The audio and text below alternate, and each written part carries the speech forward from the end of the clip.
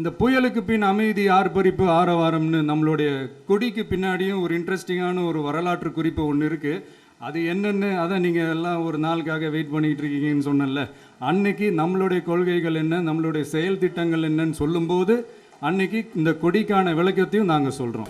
எங்க கூட்டணி மாமா மச்சான் கூட்டணி. மாமா மச்சான் கூட்டணிக்கு எல்லாருமே வரலாம், பங்காளிகள்னா நான் தான் அப்படிம்பாங்க. மாமா மச்சான் தானே எல்லோருமே. அதனால என்டிஏ கூட்டணி மாமா மச்சான் கூட்டணி எல்லோரும் வாங்க, அதான் நாங்கள் சொல்கிறோம். ஆனால் எல்லாரும் மாமா மச்சான் தான். இல்லைன்னா அவங்களுக்கு டவுட் இருக்கு. அது கட்சி முடிவு செய்யுங்க, நான் முடிவு செய்ய முடியாது. எல்லாம் கூட்டணி வரும் நான் நினைக்கல. ஏன்னா நான் நடைமுறை சாத்தியமான அரசியல் பேசுகிறேன். ஜெயிச்சா பிஜேபியிலேருந்து முதலமைச்சர்னு சொல்லி தான் நாங்கள் களம் காண்போம். அப்போ விஜய் எப்படி எங்க கூட கூட்டணிக்கு வர முடியும்? வெற்றி பெற்ற அவர் முதலமைச்சர்னு சொல்லி தான் அவர் களம் காண்பார். யாருடையும் கூட்டணி இல்லாமல் பெரிய ஒரு சக்தியாக நான் இருக்கேன்னு காமிச்சுக்க தான் விரும்புவார். முதல் தேர்தலில் விஜய் கூட்டணி வச்சுக்க மாட்டார். முதல் எலெக்ஷனில் சினிமா துறையிலிருந்து வந்தவங்க யாருமே முதல் தேர்தலில் கூட்டணி வைத்து கொண்டதில்லை. எம்ஜிஆரும் வச்சுக்கிட்டதில்லை, விஜயகாந்த் வச்சுக்கிட்டதில்லை, கமலஹாசன் கூட வச்சுக்கிட்டதில்லை. அதே தான் விஜயும் பண்ணுவார். ஏன்னா எடுத்த உடனே அவங்க ரசிகர்களுக்கு சொல்கிற செய்தி இதெல்லாம் என்னென்னா, நான் தான் சிஎம், தமிழ்நாடே நமக்கு, நம்ம தான் 5 வருஷம் ஆட்சி செய்ய போகிறோம்னு சொல்லி அந்த உற்சாகத்தை கிளப்புறதா அவங்க வேலையை. இவர் ஒரு பெரிய மாற்று அப்படின்னு மக்களை நம்ப வைக்கிறதா வேலை. அவர் வரும்போதே பிஜேபியோட கூட்டணி, திமுகவோட கூட்டணி, அதிமுகவோட கூட்டணின்னு சொன்னார்னா அவருடைய நேரேட்டிவ் அவருக்கு செட் ஆகாது. அதனால் தனியாக தான் வருவார். விஜய் தனி தான், சீமான் தனி தான், திமுக கூட்டணி தனி தான், பிஜேபி தனி தான், அதிமுக தனி தான்.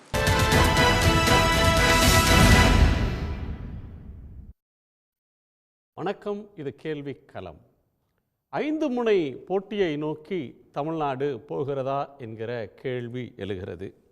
ஒரு பிரம்மாண்டமான கூட்டணியை, வலிமையான கூட்டணியை உருவாக்குவோம் என்று அஇஅதிமுகவினுடைய பொதுச் செயலாளர் திரு எடப்பாடி பழனிசாமி அவர்கள் அறிவித்திருந்தார். இப்போது நடிகர் விஜய் தலைமையிலான கட்சி தொடங்க இருக்கக்கூடிய ஒரு நேரத்தில் அவரோடு கூட்டணி சேருவார் என்று எதிர்பார்க்கப்பட்ட நாம் தமிழர் கட்சியின் ஒருங்கிணைப்பாளர் திரு சீமான் தனித்து போட்டியிடுவதாக அறிவித்திருக்கிறார். கூட்டணி முயற்சி என்பது அதிமுக எடுக்கக்கூடிய முயற்சிகளுக்கு இது பின்னடைவாக அமையப் போகிறதா, தனித்து போட்டி என்பது தங்களுடைய பலத்தை மேலும் அதிகரிக்க வேண்டும் என்பதற்காகவா, தாவேகாவுடன் நாதாகா கூட்டு சேரக்கூடிய முயற்சி என்பது இனி வரும் காலங்களில் நடக்கும் என்று எதிர்பார்க்கலாமா, அல்லது விஜய் தனித்து போட்டி என்பதில் தீவிரமாக இருக்கிறாரா என்கிற பல கேள்விகள் இருக்கின்றன. நம்மோடு நாம் தமிழர் கட்சியினுடைய திரு ஸ்ரீதர் அவர்கள், மூத்த பத்திரிகையாளர் திரு பிரியன் அவர்கள், பத்திரிகையாளர் விமர்சகர் திரு இந்திரகுமார் தேரடி அவர்கள், பாஜகவினுடைய செய்தி தொடர்பாளர் திரு ஜி.கே. நாகராஜன் அவர்கள், கோவையிலிருந்து எழுத்தாளர் திரு இரா முருகவேல் அவர்கள், அனைவருக்கும் வணக்கம். நான் திரு பிரியன் அவர்கள்ட்ட கேட்கணும், சீமான் அவர்களுடைய இந்த முடிவு ஏற்கனவே அவர் எடுத்துக்கிட்டு இருக்கக்கூடிய தனித்து போட்டின்ற நிலைப்பாட்டினுடைய தொடர்ச்சின்னு பார்க்குறீங்களா, அல்லது இந்த தேர்தலில் கூட்டு சேருவார், விஜய் தம்பி கட்சி தொடங்கட்டும், நான் பிறகு சொல்கிறேன், அந்த நேரத்தில் முடிவு செய்யலாம் அப்படின்னு ஏற்கனவே சொன்ன நிலைப்பாட்டிலேருந்து இப்போ பின்னோக்கி பழைய நிலைப்பாட்டுக்கே போகிறாருன்னு பார்க்குறீங்களா? நாம் தமிழரை பொறுத்த மட்டும் அவங்க ஒரு தனித்துவமான ஒரு ஐடியாலஜி, தமிழ் தேசியம்ன்ற ஒரு விஷயத்தை வச்சு வந்தாங்க. ஸோ அது ஒரு 1%, 3% இப்போ 8% வரையும் வந்திருக்காங்க. ஸோ அவங்களுக்குன்னு ஒரு ஓட் பேங்கை க்ரியேட் பண்ணிட்டாங்க, தனியாகவே வந்திருக்காங்க. பட் இத்தனை எலெக்ஷன் கடந்து வரப்போ பொதுவாகவே அரசியலில் இருக்கிற இளைஞர்களாக இருக்கட்டும், யாராக இருக்கட்டும், அவங்களுக்கெல்லாம் ஒரு அதிகாரத்தில் போயிட்டு நம்ம ஏதாவது பண்ணினால்தான் உண்டு மக்களுக்கு. நம்ம பர்சன்டேஜ் அதிகரிச்சுட்டே போகிறதுல என்ன அதில் பயன் இருக்குது? அதிகாரத்துக்கு எப்படி போகிறது? ஒரு எம்எல்ஏ ஆகிறது, ஒரு எம்பி ஆகிறது, இந்த மாதிரி விஷயங்கள்லாம் நிச்சயமாக அந்த கேடர் மத்தியில், அந்த இளைஞர்கள் மத்தியில் பேசப்படக்கூடிய ஒரு விஷயமா இருக்குன்றது என்னுடைய கருத்து. இது சீமானுக்கும் தெரிஞ்சிருக்கும். ஸோ அது இந்த எலெக்ஷன்ஸில் அவருக்கு என்னென்னா, கூட்டணி சேர்றதுக்கு ஏற்கனவே பீட் அண்ட் ட்ராக்கில் இருக்கிற கட்சிகள்லாம் அவருக்கு சரியாக வரல. ஆக்சுவலாக அது அதிமுகவோ, அது திமுகவோ, இல்லை பாஜகவோ, எல்லோரையுமே எதிர்த்து அவர் பேசிகிட்டு இருக்காரு. அதை எதிர்த்து தான், அந்த கட்சிகளை எதிர்த்து தான் அவர் களம் கண்டிருக்காரு ஆக்சுவலாக. ஸோ அவங்களோடலாம் ஒரு கூட்டணி சேர்றதுக்கான வாய்ப்புகள் ரொம்ப ரொம்ப குறைவு. அந்த காலத்தில் அதிமுக தரப்பில் நாதாகாவோட கூட்டு சேர்றதுக்கு ஒரு முயற்சி நடந்தது. போன தேர்தலில் கூட, சட்டமன்ற தேர்தலில், நாடாளுமன்ற தேர்தலில் அந்த முயற்சிகள் நடந்தது. ஆனால் அதற்கு அவர் தயாராக இல்லை, தனித்து போட்டி தான் நிலைப்பாடுன்னு சொன்னார் அப்படின்னு சொல்கிறாங்க. இப்போவும் ஏடிஎம்கேக்கு பிஜேபி முரண்டு பிடிச்சிக்கிட்டு இருக்கு, விஜயும் கூட்டணிக்கு வரப்போகிறதில்ல, பாமக என்ன நிலைப்பாடு எடுக்க போகுதுன்னு தெரியலை, திமுக கூட்டணியில் விரிசல் வரும் அப்படின்னு அதிமுக நம்புது. இந்த சூழ்நிலையில் ஏடிஎம்கே உடைய இந்த மெகா கூட்டணி முயற்சி அப்படின்ற ஒன்றுக்கு சீமானுடைய இந்த அறிவிப்பு ஒரு செட்பேக்கா? இல்லை, நிச்சயமாக வந்து சீமானுக்கு வந்து ஏடிஎம்கே வந்து சரியாக சூட் ஆகாதுன்றது என்னுடைய கருத்து. ஏன்னா வந்து நீங்கள் வந்து இதுவரையும் தனித்து வந்துட்டீங்க. இப்போ ஏடிஎம்கேட நீங்கள் போய் சேரும்பொழுது ஏடிஎம்கேக்குள்ள இமேஜ் வந்து உங்களையும் அது வந்து அஃபெக்ட் பண்ணுது. ஆக்சுவலாக ஏடிஎம்கேக்கு அதுவே வலிவிழந்து போயிட்டு இருக்கிற ஒரு கட்சியாக இருக்கும்போது நீங்கள் அதுக்கு போய் நீங்கள் முட்டுக் கொடுக்க வேண்டிய அவசியம் கிடையாது. ஒரு 8% ஓட்டை நீங்கள் வச்சுருக்கிற நீங்கள் அதுக்கு போய் எதுக்கு முட்டுக் கொடுக்கணும்? அதுவே வலிவிழந்து போயிட்டு இருக்கு ஆக்சுவலாக. ஸோ அதோட சேர்றதில் அவங்களுக்கு விருப்பம் இருக்கலாம், பட் இவரோட இமேஜ் வந்து அதில் அஃபெக்ட் ஆகும். எப்படி நம்ம விஜய்க்கு பல கட்சிகளோடு சேர்ந்தாருன்னா விஜய்க்கு வந்து இமேஜ் அஃபெக்ட் ஆகும், அதே மாதிரி சீமான் தனித்து வந்ததுனால அவர் வந்து பாஜகவோட சேர்ந்தாலும் அவருக்கு இமேஜ் அஃபெக்ட் ஆகும், ஏடிஎம்கேயோடையும் சேர்ந்தாலும் இமேஜ் அஃபெக்ட் ஆகும். திமுக பற்றி சொல்ல வேண்டியதில் நேர் எதிராக இருக்காங்கன்றத தெரிஞ்ச விஷயம் இல்லை ஆக்சுவலாக. ஸோ இவரை விஜயோட சேர்ந்தா விஜய் தான் பெட்டர் ஆப்ஷன் அவருக்கு. ஆக்சுவலாக விஜய் தான் பெட்டர் ஆப்ஷன். விஜய்க்கு வந்து சீமான் தான் பெட்டர் ஆப்ஷன். ஆனால் என்னென்னா கிட்டத்தட்ட ஒரு 3-4% ஓட்டு இளைஞர்கள் ஓட்டு ரெண்டு பேருக்கும் ஒரே மாதிரி இருக்குது. இவருக்கு 8% ஓட்டு இருக்குல்ல, அதில் ஒரு குறைஞ்சபட்சம் 3% ரெண்டு பேருக்கும் காமனாக இருக்கிறதுக்கான வாய்ப்பு இருக்குன்னு என்னோட கருத்து. ஓவர்லேப் ஆகிறதுக்கான வாய்ப்பு இருக்குது. ஆனால் ரெண்டு பேருக்கும் சரியான ஜெல்லாகிறதுக்கான வாய்ப்பு இருக்குது, ரெண்டு பேர் கூட்டணி சேர்ந்தா. ஆனால் அதில் என்ன பிரச்சனைனா விஜயோடைய செல்வாக்கு வந்து இன்னும் அன்டெஸ்டடாக இருக்குது ஆக்சுவலாக. ஸோ அவருக்கு எவ்வளோ ஓட்டு, இவராது 8% எஸ்டாப்ளிஷ்டு ஓட்டு வச்சுருக்கார், அவருக்கு எத்தனை % இருக்குன்னு தெரியாது. அப்போது நேச்சுரலி அரசியலில் இவ்வளோ தூரம் வந்த சீமான் அந்த கூட்டணின்னு வந்தால் தன்னை முதலமைச்சர் கேண்டிடேட்டாக தான் ப்ரொஜெக்ட் பண்ணணும்னு எதிர்பார்க்கறது இயல்பான ஒரு விஷயம் ஆக்சுவலாக. ஸோ அவர் வந்து விஜய் அப்போ வந்து நான் செல்வாக்கு மிக்க நடிகர், உங்களோட தமிழ்நாட்டு மக்களுக்கு என்ன நல்லா தெரியும், எனக்கு லட்சக்கணக்கான ரசிகர்கள் இருக்காங்க அப்படின்னு அவர் தன்னுடைய செல்வாக்கை அடிப்படையாக வச்சு என்ன முதல்வர் கேண்டிடேட்டாக ப்ரொஜெக்ட் பண்ணுங்க அப்படின்னு அவர் சொன்னார்னா அது கூட்டணி சேரத்துக்கான வாய்ப்புகள் அதில் இல்லைன்றதை நம்ம பார்க்குறோம் நம்ம. ஸோ இந்த சூழலில் வந்து அவங்க ரெண்டு பேருக்குள்ள யார் முதல்வர் அப்படின்ற ஒரு விஷயத்தில் வந்து பிரச்சனை வரும். அதுதான் கூட்டணி சேராத இருக்கிறதுக்கான ஒரு காரணமாக இருக்கும் ஆக்சுவலாக.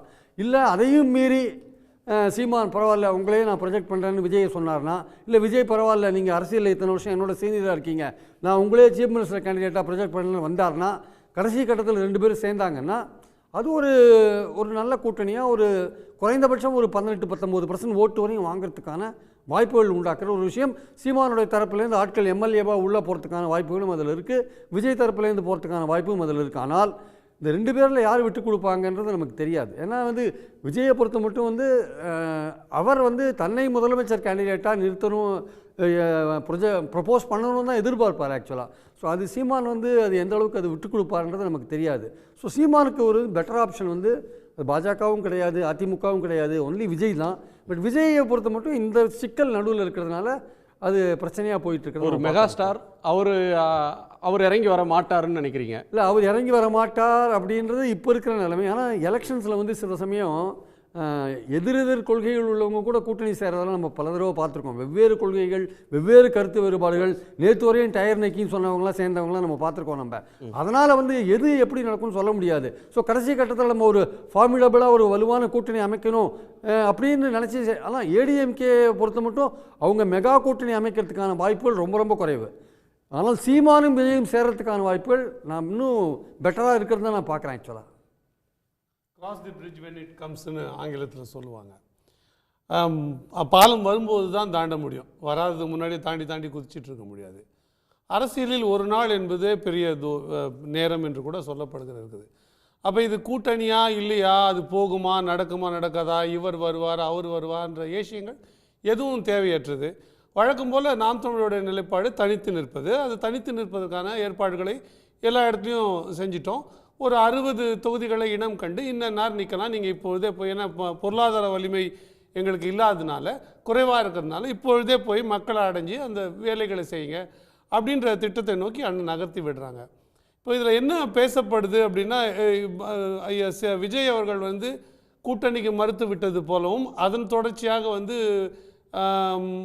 தனித்து நிற்பதுன்ற பேச்சு ஏற்பட்டது போலவும் பொதுவாக தலைப்பும் அப்படித்தான் சொல்லுது. நான் என்ன புரிஞ்சுக்கிறேன்னா, எந்த இடத்திலாவது அண்ணன் சீமான் அவர்களோ இல்லை நாம் தமிழர் கட்சி எந்த ஒரு பொறுப்பாளரோ இல்லை உறுப்பினரோ நாங்கள் வந்து விஜய் கட்சியில் கூட்டணிக்கு போகிறோன்னு எப்பயும் சொன்னதில்லை. பல நேரங்களில் திரு சீமான் வந்து விஜய் கட்சி தொடங்குறத பாசிட்டிவாக பார்த்துருக்கிறாரு. கூட்டு சேர்றதுக்கு சம்மதம் நாங்கள் தம்பி கட்சி தொடங்கட்டும் அப்போ பார்த்துப்போம் அப்படின்னு அது அவுட்ரைட்டாக ரிஜெக்ட் பண்ணாமல் நீங்க அந்த ஆப்ஷனை ஓப்பனாக வச்சிருந்ததுக்கான ஹிண்ட்ஸ் இருக்கு. நீங்கள் ரீட் பிட்வீன் லைன்ஸாக சொல்கிறீங்க, நான் பிளாங்கெட்டாக சொல்கிறேன். நான் சிம்பிள் என்னென்னா, அவரிடம் கேள்வி வைக்கப்படுகிறது, நீங்கள் விஜய் கூட கூட்டணி போவீங்களான்ற கேள்வி வைக்கப்படுது. அந்த கேள்வியை இவங்களுக்கு எப்படி அதை எப்படி அவர் சொல்ல முடியும்? அந்த கேள்வி அவருக்கானது இல்லை. நான் அவரோட கூட்டணி வைப்பேனா, நீங்கள் விஜயோட கூட்டணி வைப்பீங்களா அப்படின்னு கேட்டாருன்னா அதோட விஷயம் வேறு. ஆனால் அவர் தான் சொல்ல வேண்டிய இடத்துல இருக்காருன்றது அந்த தொனியில் அந்த கேள்வி வரும்போது அது அவர் தானே சொல்ல முடியும். அந்த கேள்வியே அவருக்குரியதானது. அதனால் அதை நான் எப்படி சொல்ல முடியுன்ற பாணியில் தான் எப்பொழுதுமே சீமான் அவர்கள் சொல்லியிருக்காங்க. நீங்கள் எந்த ஒரு நேர்விலையும் எந்த ஒரு கேள்வி நேரத்திலையும் நாங்கள் வலிந்து முன் அப்படி ஒரு கருத்தை சொல்ல, பொதுவாக அது ஒரு சுவாரஸ்யத்திற்காகவும் அது நிறைய பார்வைகளை ஈர்க்கிறதுக்காகவும் ஊடகவியலாளர்களாக கேட்கிற பொதுவான கேள்வி தான் அது. அந்த கேள்விக்கு அந்த பதிலோட அவ்வளோதான் அதில் பொருள் நான் நினைக்கிறேன். ஸோ அதிமுக பாஜகவோட கூட்டணி அப்படின்ற ஒன்று கடந்த காலத்தில் இருந்த நிலைப்பாடு தான், அதில் மறுபரிசீலனைன்றது இல்லை. திமுக, அதிமுக, காங்கிரஸ், பாஜக இந்த 4 கட்சிகளும் இங்கே தமிழர்களுக்கு தேவையான செய்ய வேண்டியவற்றை செய்யவில்லை என்ற காரணத்தை கருதி தான் நாம் தமிழர் கட்சியை உருவாக்கப்பட்டது. அதோட தோற்றமும் அப்படி தான் ஏற்பட்டது 2009 அந்த முள்ளிவாய்க்கால் போரோட தொடர்ச்சியாக. அப்போ அப்படி தான் இருக்கும்பொழுது நேர் எதிர் நிலைப்பாடு, அதாவது தோற்றமே இந்த கட்சிகளுக்கு எதிரான கோட்பாட்டின் அடிப்படையில் இருக்கும்பொழுது எதிரான கோட்பாட்டை கொண்டு ஒரு கட்சியோடு எப்படி போய் கூட்டணி அமைக்க முடியும்? அப்போ அதன் அடிப்படையில் நாம் இந்த 4 கட்சிகளோடையும் கூட்டணி இல்லை அப்படின்றத நாம் தமிழர் கட்சியோட அடிப்படை நிலைப்பாடு எப்பொழுதும் அதுதான். அதிமுக திமுகவோட கூட்டணி இல்லை, காங்கிரஸோட பிஜேபியோட இல்லை, 2 தேசிய கட்சி 2 மாநில திராவிட கட்சிகளோட கூட்டணி இல்லைன்றீங்க. ஆனால் இந்த 4ஐயும் சமமாக பார்க்கறது மாதிரி அவரோட பேச்சுகள் இல்லை, அவருடைய அணுகுமுறை இல்லை. அதிமுக ஆட்சி, அதிமுகவில் திரு எடப்பாடி பழனிசாமி அவர்கள் காலத்தில் நடந்த செயல்பாடுகள்னால் அதில் காட்டின காரத்தை விட திமுக ஆட்சியில் திமுகவை விமர்சிக்கிறதுல அவருக்கு ஒரு வேகம் இருக்குது. 2ஐயும் சமமாக பார்க்கல. அதிமுகவை கொஞ்சம் நேசமாகவும் திமுகவிடம் காரமாகவும் பார்க்குற தன்மை இருக்குது. அண்ணாமலையை பார்த்தா கட்டி ஆரி தழுவுறாரு. காங்கிரஸோட அதே மாதிரியான ஒரு உறவு, கார்த்தி சிதம்பரத்தை பார்த்தா அப்படி நடந்துப்பாரா அப்படின்ற ஒரு இது பொதுவெளியில் இல்லை. ஸோ அதுலேயும் டிகிரி இருக்கா? அப்படி ஒன்றும் இல்லை. நீங்கள் இன்னும் பார்க்கலாம், பல மேடைகளில் ஐயா துரைமுருகன் அவர்களை பற்றி, திமுகவின் மூத்த பொறுப்பாளர், வயதிலும் பெரியவர், அவரை பற்றி பல இடங்கள் புகழ்ச்சானன் சீமான் அவர்களே பேசியிருக்கிறது நீங்கள் பார்க்கலாம். அவர் எவ்வளோ தூரம் திமுக உண்மையாக பாடுபட்டார், ஏன் துணை முதலமைச்சர் வரும்போது ஏன் அவர் பேரை நீங்கள் கூட கொடுக்கலாமே அப்படின்ற அளவுக்கு பேசியிருக்கார். அப்போது தனி மனிதர்களை பார்க்கும்போது யாரை நோக்கியும் ஒரு வன்மமோ கோபமோ அண்ணன் சீமானுக்கும் கிடையாது, நாம் தமிழர் கட்சியில் சேர்ந்த யாருக்குமே கிடையாது. அதில் எந்த குழப்பமும் இல்லை. ஆனால் நீங்கள் எல்லோரையும் சமமாக பார்க்குறீங்களா அப்படின்னு கேட்கும்பொழுது 2 கட்சிகளை முதல்ல தீவிர நிலைப்பாட்டு, எதிர்ப்பு நிலைப்பாட்டில் வைக்கிறோம். ஒன்று திராவிட முன்னேற்ற கழகம், இன்னொன்று காங்கிரஸ். இது எதனோட தொடர்புடையதுன்னா, அந்த முள்ளிவாய்க்கால் போரில் தமிழர்கள் கொல்லப்பட்டதன் அடிப்படையில் ஏற்பட்ட ஒரு கோபம், அது ஊழலை தாண்டி ஆட்சி அமைப்பில் செய்கிற மற்ற சிக்கல்களை தாண்டி அந்த குறிப்பிட்ட கோபம், தனிப்பட்ட கோபம்ன்ற அடிப்படையில் பார்க்கும்பொழுது சற்று கூடுதலாக தெரியுது. ஆனால் அதிமுக அந்த நேரத்தில் ஆட்சியில் இல்லை. அது இந்த விளைவுகளுக்கு காரணமாக இருந்தானா? இல்லை. இருந்திருந்தா எப்படி இருந்திருக்குமோ அது ஹைப்போதெட்டிக்கல், அது இல்லை. அப்போ அந்த ஒப்பீட்டு அளவில் பார்க்கும்போது அதிமுகவுக்கு ஒரு கன்செஷன் தரீங்க. கன்செஷன் சொல்லாதீங்க. ஓகே, பிஜேபி எடுத்துக்கோங்க. நான் கன்செஷன் தரீங்க. மோசமான, மிக மோசமானது பிஜேபியோடைய இலங்கை அணுகுமுறைக்கும் காங்கிரஸோட இலங்கை கொள்கைக்கும் எந்த வித்தியாசமும் இன்னைக்கு இல்லை. நான் திருப்பூர் சொல்றேன், அவங்க என்ன ஸ்டாண்ட் எடுத்தாங்களோ அதைத்தான் இவங்க பிஜேபி செஞ்சிட்டு இருக்காங்க. நீங்க தமிழ்நாட்டில் தமிழ்நாட்டுடைய பொது உளவியல் அப்படின்னு ஒன்று எடுத்துக்கிட்டோம்னா ஆன்டி காங்கிரஸ்ன்றதை விட ஆன்டி பிஜேபி அதிகம். அதிலிருந்து நாம் தமிழர் எப்படி காங்கிரஸ் ரொம்ப மோசம், பிஜேபி பரவாயில்லன்ற மூடு. பிஜேபி பரவாயில்லன்னு நான் எப்பயுமே அந்த சொல்லோட நான் கூட போயிடல. மிக மோசமான செயல்பாடு, இப்போ நான் ஹைப்போதெட்டிக்கலாக சொன்னேன். ஒருவேளை இன்று அந்த 2009 இறுதி போரினப்போ திமுக காங்கிரஸ் இருந்தது போல அதிமுகவும் பாஜகவும் இருந்திருக்குமேனால் ஒருவேளை அதே மாதிரி நிலைப்பாடு அவர்களை நோக்கி நகர்த்த வேண்டியது. இப்பவும் கூட பாஜகவின் நிலைப்பாடு இலங்கை தமிழர்கள் பிரச்சனையிலையோ ஈழ பிரச்சனையிலையோ காங்கிரஸ் விட பெட்டரா இருந்துன்னு எங்கேயுமே நாங்கள் சொல்லலையே. அது அப்படித்தான் இருக்கிறது, அதில் ஒன்றும் சந்தேகமே கிடையாது. அதே அளவுக்கான ஒரு அதை விட கூடுதலாக கூட பல நேரங்களில் பேசப்படுறோம்.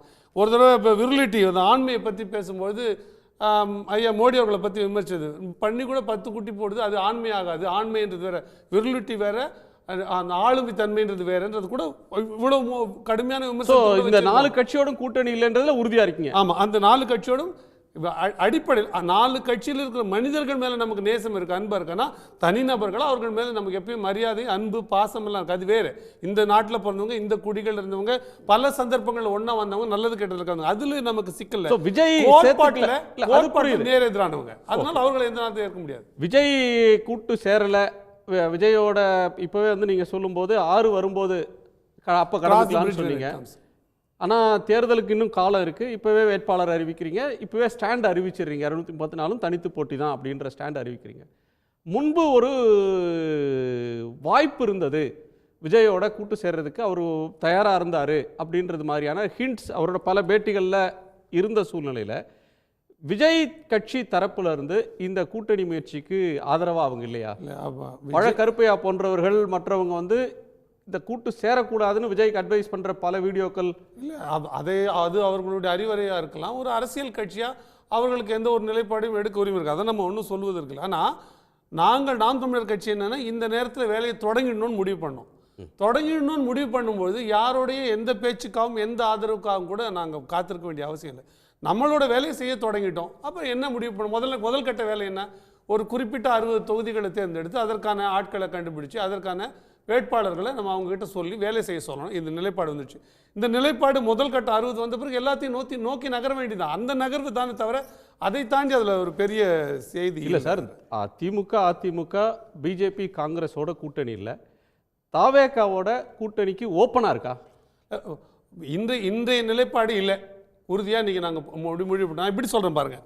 இப்போ ஏற்கனவே இந்த 3-4 தேர்தல்களை நாங்கள் போட்டிட்டோம்ல, அப்போ மருது மக்கள் கட்சி போன்ற பல கட்சிகள் வந்து எங்களுக்கு ஆதரவு நிலைப்பாடு சொன்னாங்க. நாங்கள் இல்லை தனித்து நிற்கிறோம், நீங்கள் ஆதரவு சொல்லக்கூடாதுன்னு சொல்லலை. அப்படி யார் எந்த ஆதரவு கொடுத்தாலும் அரசியல், அதுவும் வாக்கு அரசியலில் எந்த ஆதரவும் நம்ம ஏற்க கடமை. வெளியிலிருந்து ஆதரவு தர்றது ஏற்றுக்கிறது வந்து யாரும் ஒருத்தர் ஆதரிக்கும் போது வேணான்னு சொல்ல மாட்டாங்க. அதை போல தான் பல ஏன் நம்ம விசிகாவையும் பாமகவும் கூட நாங்கள் நட்பு சக்திகளை தான் பார்த்துட்டு வரோமே தவிர அவர்களை எதிர் சக்திகளாக நாங்கள் நாம் தமிழ் திருமாவளவனுக்கு எதிராக கேண்டிடேட் நிறுத்த மாட்டீங்களா? அன்புமணிக்கும் திருமாவளவனுக்கு எதிராக கேண்டிடேட் நிறுத்த மாட்டீங்களா? உறுதியாக நிறுத்துவோம். அவர்கள் திமுக கூட்டணியில் இருக்கும்போது எப்படி நிறுத்தாமல் எப்படி இருக்க முடியும்? அதிமுக ஏனென்றால் நம்ம அந்த தனிநபர்களோட அந்த அவர்கள் எந்த கோட்பாட்டுக்கு சித்தாந்தத்துக்கு வலு சேர்க்கிறாங்களோ அந்த சித்தாந்தத்தை நாங்கள் எதிர்க்க கூட்டணியில் இருந்தாலும் திருமாவளவன் தானே, அன்புமணி நான் இப்படி சொல்றேன் பாருங்க. அந்த கூட்டணியில் இருக்கும்போது அவர் திமுகவோட பிரதிநிதி ஆயிடலையா? அவரோட அந்த கருத்தை தானே நாளைக்கு அவர் வெற்றி பெற்று செல்லும் பொழுது எந்த நிலைப்பாட்டை அவர் நிலைநிறுத்துவார், அதை தானே பார்க்கணும். அப்போ அவர் திமுக கூட்டணியில் இருந்தால் திமுகவோட நிலைப்பாட்டை நிலைநிறுத்துவார். இந்திரகுமாரோட கோணத்தை கேட்கலாம். இந்திரகுமார், உங்க கோணம் என்ன இதில்? அவர் வந்து இப்போ கடைசியாக சொல்லும்போது விசிகா பாமக இருவருமே நட்பு சக்திகள் அப்படின்னு குறிப்பிட்டார். எப்படி விசிகாவையும் பாமகவையும் ஒரே தட்டில் வைத்து ஒரே மாதிரியான நட்பு சக்திகளை அணுக முடியும் அப்படின்றது எனக்கு புரியல. பாமக இன்றைக்கு என்ன அரசியலை பேசி கொண்டிருக்கிறது, விசிகா இன்னைக்கு என்ன அரசியலை பேசி கொண்டிருக்கிறது, இந்த ரெண்டுல ஏதாவது ஒரு பக்கம் தான் நிற்க முடியும். ரெண்டு பக்கத்துலையும் காலை வச்சு நிற்க முடியவே முடியாது. ஆனால் இரண்டுமே நட்பு சக்திகள் அப்படின்னா அது வந்து குழப்பத்தை ஏற்படுத்துகிறது. ஏன் அதுல இருந்து ஆரம்பிக்கிறேன் அப்படின்னா, ஒரு கூட்டணி சேருவது அல்லது வந்து ஒரு கட்சி வந்து அடுத்தடுத்த கட்டத்துக்கு நகர்வதுன்றதை வந்து 3 கோணங்கள்ல நகர்த்தலாம். ஒரு தலைவர் அல்லது கட்சியினுடைய கேரக்டரிஸ்டிக் அண்ட் ஆட்டிடியூடு, அவங்களுடைய ஆக்ஷன் பிளானு, ஐடியாலஜி, இந்த 3ல் ஏதோ ஒன்று தான் அவங்களுடைய கூட்டணியவோ அல்லது தேர்தல் வெற்றியவோ தீர்மானிக்க போகுது. இப்போ கேரக்டரிஸ்டிக் ஐடியாலஜி அப்படின்னு எடுத்து பார்த்தோம் அப்படின்னா, இப்போ விஜய் வந்து கூட்டணியில் சேர்றாரு அல்லது யாரோ ஒருத்தர் கூட்டணியில் இப்போ சேர்த்துக்கிற விருப்பம் இல்லை அப்படின்னு இன்னைக்கு சொல்றாங்க. ஆனால் சீமான் பேசும்போது அந்த முடிவை தம்பி தான் எடுக்கணும்னு சொல்றாருன்னா அதற்கு அந்த ஆப்ஷன் வந்து ஓப்பனாக தான் வச்சிருக்கிறாரு அப்படின்றது தான் தெரிய வருது. அது பழசு, பழசு இன்றைக்கு மாற்றுகிறார். ஒருவேளை அந்த கூட்டணி அமையுது அப்படின்னு எடுத்து பாருங்களேன். விஜய் மேடையில் வச்சுக்கிட்டு இந்த இருக்கா என் தம்பி, இவனை பத்தி எனக்கு தெரியாதா அப்படின்னு சொல்லிட்டு அவர் மேடையில் அந்த பேசக்கூடிய வார்த்தைகள் வந்து விஜய் ரசிகர்கள் ரசிக்கத்தக்க வகையில் இருக்காது. அப்ப சீமானோட நேச்சுரலாக யாரும் நான் முடிச்சிடறேன் சார். எந்த இடத்துலயுமே சீமான் வந்து மற்ற தலைவர்களை வந்து மரியாதையோடு பேசிய தலைவர் ஒரு நபரா இல்லை. அதனால கருத்து தானே. சண்டாளர் அப்படின்ற வார்த்தைக்கு இன்னைக்கு விளக்கம் கேட்கிறாங்க. அவர் என்ன சொல்றாரு? நான் முடிச்சிடறேன் சார், நீங்க பேசுவோம், நான் குறிக்கிறேன். நான் பேசுனதுக்கு அப்புறம் சீமான்ற நபர் சண்டாளர்ன்ற வார்த்தையை பத்தி கேள்வி கேட்ட பொழுது என்ன சொல்றாரு அப்படின்னா, அது என்ன பட்டியல் சாதியான்னு கேட்கிறாரு. ஆமா பட்டியல் சாதிதான். ஷெட்யூல்டு காஸ்ட்ல 48வது சாதியாக சண்டாலா அப்படின்ற காஸ்ட் வந்து இன்னைக்கும் கூட நோட்டிஃபை ஆகி இருக்கிறது. அப்போ நான் திட்டுற நபர் எஸ்சியா இருந்தா மட்டும்தான் நான் திட்டுறது வந்து வன்கொடுமைக்கு கீழே வரும் அப்படின்றது என்னன்னா, நாளைக்கு ஒரு பிராமணரை பார்த்து வந்து நான் வந்து ஒரு சாதி பேரை சொல்லி திட்டிட்டேன் இந்த பயலே அப்படின்னு சொல்லி திட்டிட்டேன் அப்படின்னா அது வன்கொடுமையின் கீழே வராது அப்படின்னு இவர் சொல்றாரு. அதாவது வன்கொடுமை அப்படின்றதை இவர் எப்படி டிஃபைன் பண்றாரு அப்படின்னா, சார் முடிச்சேன் சார், நான் முடிச்சேன். சட்டம் தெரியாம சொல்றீங்க, நான் சொல்றேன் சார், நான் முடிச்சறேன் சார், எனக்கு தெரியும் சார், நான் முடிச்சறேன். இல்ல உங்க விளக்க வேண்டாம், நான் சொல்லிடுறேன். இல்ல அவர் சொல்ல வர்றது என்ன அப்படின்னா, ஒரு பட்டியல் சமூகத்துக்கு இழைக்கப்படும் பொழுதுதான் வன்கொடுமை அப்படின்றாரு. ஒரு பட்டியல் சமூகத்தின் பெயரை எடுத்துக்கொண்டு அதை நான் இஷ்டத்துக்கு எல்லா இடங்களையும் பயன்படுத்துவேன், சொல்லி காட்டுவேன் அப்படின்ற பேரை பயன்படுத்துவேன் அப்படின்னா அது ஆபாசமான பேச்சு. இந்த ஆபாசமான பேச்சுகளை தமிழ்நாடு என்றைக்குமே ரசிக்காது. அப்போ இவர்ட்ட கேரக்டரும் இல்ல, ஆட்டிட்யூடும் கிடையாது. கூட்டணிக்கு வாங்க, நீங்க இந்த ஆப்ஷனுக்கு வாங்க. கூட்டணி அப்படிங்கறது ஐடியாலஜிக்குள்ள அவர் அத தான் பேச போறாரு. ஐடியாலஜி அப்படின்றதுக்குள்ள வந்தா தனிநபர் தாக்குதல் நடத்த போறாருன்னா தனிநபர் தாக்குதலா? ஏங்க ஒரு கட்சியே தனிநபர் தாக்குதல் நடத்துறதுக்காக கட்டமைச்சு வச்சிட்டு ஒரே ஒரு கேள்வி கேட்கிறேன். அவர் என்ன சொன்னாரு? தலைப்புக்குள்ள இருக்கலாம். நான் தலைப்புக்குள்ளே சொல்றேன், நான் தலைப்புக்குள்ளே பேசுறேன். அவர் பேசும்பொழுதே குறிப்பிட்ட ஒரு வார்த்தை என்ன அப்படின்னா, அதாவது ஒரு வானிலை அறிக்கை மாதிரி சொன்னாரு, மோசமான, மிக மோசமான, அதிமோசமான அப்படின்ற மாதிரி சொன்னாரு. அதுல மோசமான, மிக மோசமான, அதிமோசமான எதிரி யார் அப்படின்னா திமுக, காங்கிரஸ். அது தனிப்பட்ட கோபத்தின் காரணமாக, அரசியல் கோபத்தின் காரணமாக, தனிப்பட்டன்ற வார்த்தையும் சேர்ந்துதான் வருகிறது அவருடைய வார்த்தைகளிலேயே. அப்போ இந்த கோபம் அப்படின்றது இவர்களுக்குள்ள எங்கிருந்து வருது அப்படின்னு கேட்டோம்னா அதற்கு ஈழம் அப்படின்னு பல காரணங்களை சொல்லுகிறார்கள். இன்னைக்கு உங்களுடைய ஐடியாலஜி என்ன? தமிழ் தேசியம் அப்படின்னு நீங்க சொல்றீங்க இல்லையா? அப்ப சீமான் சொல்றாரு, நான் வந்து என்ன தமிழ்நாட்டை மட்டும் வச்சுட்டு போறேன்னு நினைக்கிறேன், இந்த மொத்த தெற்காசியாவே என்னது, இந்த இந்தியா நாடே என்னது, இந்த நான் வந்து தேங்காய் சில்லுக்கு ஆசைப்படுறேன் கிடையாது, தேங்காய் தோப்புக்கே ஆசைப்படுறவன் அப்படின்னு சொல்லிட்டு எல்லாத்தையும் சொல்றாரு. தமிழ் தேசியம்னா என்ன? தமிழ் தேசியம்னா என்ன அப்படின்றத வரையறுக்கணும்ல. தமிழ் தேசியம் அப்படின்னு சொல்லிட்டு இல்ல, தமிழ் தேசியம்னா என்ன? ஐடியாலஜி இல்லாம ஒரு பார்ட்டியோட எஸ்டாப்லிஷ்மென்ட் இருக்கு. அவருக்கு இருக்க தனிப்பட்ட தமிழ் தேசியம்னா என்ன சார்? உங்க கருத்து என்ன? ஐடியாலஜியே இல்லாம ஒரு பார்ட்டி எலெக்ஷன்ல கண்டெஸ்ட் பண்ணிட்டு இருக்கு. அதனால அவங்களால இப்ப நெறியாளரே நீங்க எனக்கு நேரம் கொடுக்க சொல்லுங்க. தமிழ் தேசியம் நான் உங்களுக்கு பாடம் சொல்லி தரேன். இல்ல, தமிழ் தேசியம் நான் உங்களுக்கு பாடம் சொல்லி கூட்டணி தேசியத்தை பத்தி பேசுறோம். அந்த கொள்கை சண்டை இன்னொரு நாள் வச்சுக்கங்க. கூட்டணிக்குள்ள பேசுங்க. நான் ஒண்ணு நம்புறேன், சன் டிவி வந்து அந்த நெறியாளுக்கு, அதுவும் குறிப்பா குணா அவர்கள் நெறியாளுகையை சரியா செலுத்துவார்னு நம்பிக்கையில் நான் வந்திருக்கேன். இப்ப தலைப்பு ஒட்டி நம்ம பேச வேண்டியது, அப்படி சொன்ன பேச்சு இன்னைக்கு கூட்டணி விட்டு வெளியே போயிடுச்சான்னு. இதுல வந்து தனிநபர் மாண்புனா நான் திமுக ஆமா, அது இல்லாம எப்படி சார் கூட்டணி அமையும்? இப்போ சொல்றேன், அது இல்லாம எப்படி கூட்டணி அமையும்? நான் ஒரே ஒரு உதாரணம் ஒரு நிமிஷம். அப்படி நீங்க பேச போறீங்கன்னா, நான் ஐயா கருணாநிதி அவர்கள் தனிநபர் பான் போட்டி பேசுறது சரியா இருக்குமா? இது இன்னொன்னு, அதற்கே தலைப்பு என்றால் கூட நம்ம அதை பேசலாம். இன்றைக்கு அது தலைப்பு இல்லை. இப்போ அவர் சொல்றாரு, ஒரு ஐயரை பார்த்து போயா ஐயரே அப்படின்னு நீங்க சொன்னீங்கன்னா அது வன்கொடுமை ஆகாதுங்க. அவர் சட்டம் தெரியாம பேசுறாரு. நான் ஐயரேன்ற வார்த்தையை சொல்லல, ஆனா நீங்க பயன்படுத்துற அதே வார்த்தையை ஒரு ஐயரை பார்த்து சொன்னாலும் அந்த சமூகத்தின் மீது நிகழ்த்தப்பட்ட தாக்குதல்தான். சண்டாளர் என்கின்ற அந்த சமூகத்தை நீங்கள் இழிவாக கருதுவதிலிருந்து அது வருவதுதான். கூட்டணிக்கு வந்துடலாம். இந்திரகுமார் கூட்டணிக்குள்ள வரலாம். இப்போ வந்து பேசுறேன், அவர் அதை முடிச்சார் அப்படின்னா நான் கூட்டணிக்குள்ள வந்துறேன். எந்த குற்றத்துக்கும் ஒரு நோக்கம் இருக்கணும். அதாவது மென்சரியான்னு சொல்லுவாங்க, அந்த உள்ள எண்ணம் இருக்கணும். குற்றமுறு எண்ணம், குற்றமுறு எண்ணம். ஆக்டர்ஸ்ரியா மென்சரியா இருக்கணும். ஒரு அப்படி ஒரு குற்றத்தை செய்ய இருக்கணும். இந்த சொல்லாடலை பயன்படுத்துவதன் மூலமாக அந்த சமூகத்தை இழிவுபடுத்த வேண்டிய நோக்கம் இருக்கிறதா, இல்ல அந்த சொல்லை பயன்படுத்துவதால் அந்த கேரக்டர் உள்ள நபர்களை பற்றி பேச வேண்டிய தேவை இருக்கிறதா? அப்படின்னா இருங்க, அந்த கேரக்டர்னு சொன்னீங்க, அது போல கேரக்டர் உடைய எவரா இருந்தாலும் இல்ல, அது என்ன கேரக்டர் நீங்க யாருன்னு நினைக்கிறீங்க? அது போலனா யாரு நினைக்கிறீங்களோ அவரை. அது போலனா எது போல? அந்த அது போல தான். எது அது? அதுனா எது? எதுன்னு சொல்லுங்க. சொல்றேன் சார், சொல்லுங்க. திருமூலர் என்ன சொல்லி இருக்கிறாரோ அது போல. ஐயா நான் சொல்றேன், வேதங்கள் என்ன சொல்லுது? சூத்ரன் என்பவன் இப்படிப்பட்டவன் சொல்லுது. அதனால நான் எல்லாரையும் சூத்ரன்னு சொல்லுவேன். பஞ்சமன் அப்படின்னு ஒரு சிலர் சொல்லுது. சண்டாளன்றதுக்கு ஒரு விளக்கம் சொல்லுது. அதனால நான் இப்படி எல்லாம் சொல்லுவேன். வேதம் சொல்லுது போல. சண்டாளன் டிபேட் இன்னொரு நாள் வச்சுக்கலாம். இன்னைக்கு கூட்டணிக்கு வந்துரும். அது குற்றமாகாது. இன்னொரு அடிப்படை நோக்கம் அந்த சமூகத்தை குறைத்து பேசுவதாக இருக்கணும். அப்படி இல்ல அதுல நீங்க, நான் என்ன சொல்றேன்ல, இந்திரகுமார் இன்னொரு நாளைக்கு கூட நீங்க ரெண்டு பேரும் இன்னொரு நாள் அதை பத்தி விவாதிக்கலாம். கூட்டணிக்குள்ள வாங்க சொல்றேன். அவர் கூட்டணி அந்த தலைப்புக்கு உட்பட்டு பேசினாரா என்ன பேச விட்டாதான் கூட்டணிக்கு வரணும். நீங்க தனிநபர் தாக்குதல் பண்ணி நான் பண்ணுவேன். நான் இப்ப கூட்டணி பத்தி பேசுறேன். நீங்க இதன் மூலமா நீங்க வந்து நெறியாளர் நெருக்கடி கொண்டு வைக்கிறீங்க நான் பாக்குறேன். அப்ப நீங்க பேசுறீங்க, நான் அதை இப்போ சொல்றேன். குணா உங்களுக்கு புரியும் நினைக்கிறேன் நான் என்ன சொல்றேன். அதனால ஒண்ணும் இல்லங்க, எதுனாலும் பேசலாம். எனக்கு ஒரு நெருக்கடி இல்லங்க. அப்படி இல்ல, எனக்கு ஒரு நெருக்கடி இல்ல. நீங்க பேசுறதுனால எனக்கு என்ன ஆயிட போகுது? அப்படி இல்ல, நீங்க பேசுற பேச்சுக்கு நீங்க பொறுப்பு, அவர் பேசுவதற்கு அவர் பொறுப்பு. தலைப்புக்குள்ள நடத்தணும். அதுக்குள்ளதான் நீங்க நெறியாளுகை பண்றீங்க. அதைத்தான் நான் கேட்டுட்டு இருக்கேன். தாண்டி நான் வெளிய போனா உங்க நெறியாளுகை நான் ஏன் இதை குறிப்பிடுறேன் அப்படின்னா இதை குறிப்பிட வேண்டிய காரணம் ஏன் வருது, அவர் இந்த வார்த்தையை பயன்படுத்துற தனிநபர் விஷயங்கள் இதெல்லாம் ஏன் பேச வேண்டி வருது அப்படின்னு நான் சொல்றேன். இன்னைக்கு ஒரு பிரஸ் மீட்ல அவர் என்ன சொல்றாரு அப்படின்னா 60 தொகுதிகளுக்கு வேட்பாளர் ரெடி பண்ணிட்டு அறிவிக்கிறேன். நேரா இந்த சப்ஜெக்ட் நீங்க வந்திருக்கலாம். இது ஏன் இதை சொல்ல வேண்டிய காரணம் ஏன் வருதுன்னா, இவர் எல்லாவற்றையுமே அவர் எடுக்கக்கூடிய முடிவுகள் அவர் தனிப்பட்ட முடிவுகளாக மட்டும்தான் எல்லா முடிவுகளும் இருக்கிறது. அப்போ ஒரு கூட்டணிக்கான எந்த விதமான சாத்தியக்கூறுகளையும் அவர் உருவாக்கி கொள்ளவில்லை. ஆசை இருக்கிறதே தவிர வழி இருக்கிறதா அப்படின்னா வழி இல்லை. காரணம், இன்னைக்கு வேட்பாளர்களை தேர்வு பண்ணிட்டு இருக்கே அப்படின்னு சொல்றாரு.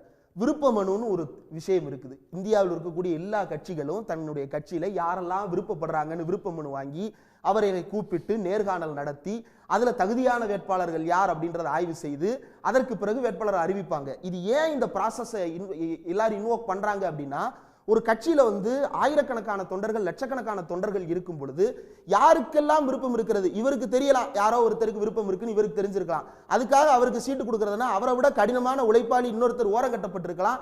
அவரை பார்த்து கைதூக்கிட வேண்டிய பொறுப்பு அந்த கட்சியின் தலைவருக்கு இருக்கு. இதெல்லாம் சீமான் கருத்தில் எடுத்துக்கொண்டு வேட்பாளரை தேர்வு செய்யறானா? இல்ல, மாறாக முடிச்சிரனே. நீங்க எப்படி அத்தாரிட்டி ஆவீங்க? இல்ல நீங்க ஏன்னா போனை எடுத்தாருன்னா யாராவது ஒருத்தர் கால் பண்ணி இந்த வேட்பாளர் தேர்வுல எனக்கு சிக்கல் இருக்குன்னு தெரிவிக்கிறாங்க அப்படின்னா போனை விடான்னு கெட்ட வார்த்தையில பேசுறாரே தவிர வேறு என்ன மாதிரியான கொள்கையை அவர் பிரகடனப்படுத்தி பேசுறாரு? அவரே கூட்டணி முடிவை எடுக்கிறாரு, அவரே வேட்பாளர்களை தேர்ந்தெடுக்கிறாரு, அதனால கூட்டணிக்கு போக முடியாதுன்றீங்களா? அது ஒரு தனிநபர் கட்சியாக அவர் நடத்த வேண்டும் என்று விருப்பப்படுறாரு. இன்னைக்கு ஒரு குரூப் வெளியே வந்திருக்காங்க, நாம் தமிழர்ல இருந்து வெளியே வந்தவங்க புரட்சி தமிழர் கட்சி அப்படின்னு சொல்லி கட்சி அறிவிச்சிருக்காங்க. அந்த கட்சி அறிவித்தவர்கள் மேடை யாருன்னே தெரியலையங்க. இல்ல யாருன்னே தெரியலனா சீமானை தவிர அந்த கட்சியில ஒரு 15 பேர் நம்ம லிஸ்ட் எடுத்து பார்த்தோம் அப்படின்னா தெரிஞ்சிடும் யார் பேரெல்லாம் மற்ற பேர்கள் தெரிந்திருக்கிறது அப்படின்னு. அந்த கட்சிக்காக ஒவ்வொரு முறையும் தேர்தலில் செலவு பண்ணி நிக்கிற வேட்பாளர். இப்ப வாங்க, இப்ப இந்த கூட்டணி இந்த முடிவை எடுத்திருக்கிறாரு, இதனால யாருக்கு பின்னடைவு? விஜய் கட்சிக்கு பின்னடைவா, இல்ல ஏடிஎம்கேவோட முயற்சிக்கு பின்னடைவா, பிஜேபிக்கு பின்னடைவா, நாம் தமிழர் கட்சியோட ப்ராஸ்பெக்ட்ஸுக்கு பின்னடைவா? நீங்க இது யாருக்கு பலன்? இல்ல அது ப்ராஸ்பெக்ட். நாம் தமிழர் கட்சி எந்த வளர்ச்சியை எத்தனிக்கிறது அப்படின்னு தெரிந்தால்தான் அந்த வளர்ச்சியிலிருந்து பின்னடைவுன்னு இருக்க முடியும். அவருடைய வளர்ச்சியினுடைய நோக்கமே என்னவாக இருக்கிறது? அவருடைய தனிப்பட்ட வளர்ச்சியாக மட்டும்தான் அதை பாவிக்கிறாரே தவிர கட்சியினுடைய வளர்ச்சி அல்லது கிளைகளினுடைய வளர்ச்சி, இரண்டாம் கட்ட தலைவர்களுடைய வளர்ச்சி என்கின்ற எதை பற்றியும் அவர் கவலைப்படவில்லை. இதுல உண்மையிலேயே சிக்கல் யாருக்கு அப்படின்னா சீமானுக்கு தான் பெரிய சிக்கல். அது கூட்டணி இல்லை என்றதை தாண்டி பிரியன் சார் ஒரு விஷயத்தை சுட்டி காட்டினார். விஜய்க்கும் சீமானுக்கும் ஒரு ஓவர்லாப்பிங் ஓட்டர்ஸ் இருக்கிறாங்க அப்படின்னு சொல்லிட்டு. ஏ யூனியன் பில அந்த யூனியன் ஒரு பெரிய சிக்கல். ஒரு 5% 4% வாக்குகள் இருக்கு அப்படின்னு. அந்த 4% வாக்குகள் விஜயால் சீமானிடமிருந்து கை நழுவ போகிறது. அந்த பயம் சீமானுக்கு இருக்கிறது. அந்த பயத்தால் தான் அவர் முதலில் சீமான் விஜய் கூட்டணிக்கு ஓப்பனாக இருப்பது போல கேட்ட திறந்தாரு. விஜய் அதுக்கு ஒத்துக்கடல. இப்ப அவர் பயத்தில் இருக்கிறார். அடுத்த கட்டம் அவர் எதை நோக்கி நகருகிறார் அப்படின்னா, ஏற்கனவே அவர் கட்சி நிர்வாகிகள் குற்றச்சாட்டு வச்சிருக்கிறாங்க வெளியே வந்தவங்க பல பேர். என்னன்னா, ஏற்கனவே திமுக அதிமுகன்னு பல பேரோட பேரம் பேசி இவர் வேட்பாளரை போடுறாருன்ற குற்றச்சாட்டு இருக்கு. அந்த குற்றச்சாட்டு மட்டும் தான் இப்ப உண்மையான ஒரு பாயிண்ட் ஸ்பெசிஃபிக்கா வரேன். அதாவது இவர் சொல்றதுல இருந்து நான் புரிஞ்சுக்கிறது, சீமான் நாம் தமிழர் கட்சிக்கு கிடைக்கிற ஓட்டுன்றது யங் ஓட்டர்ஸ் மோஸ்ட்லி.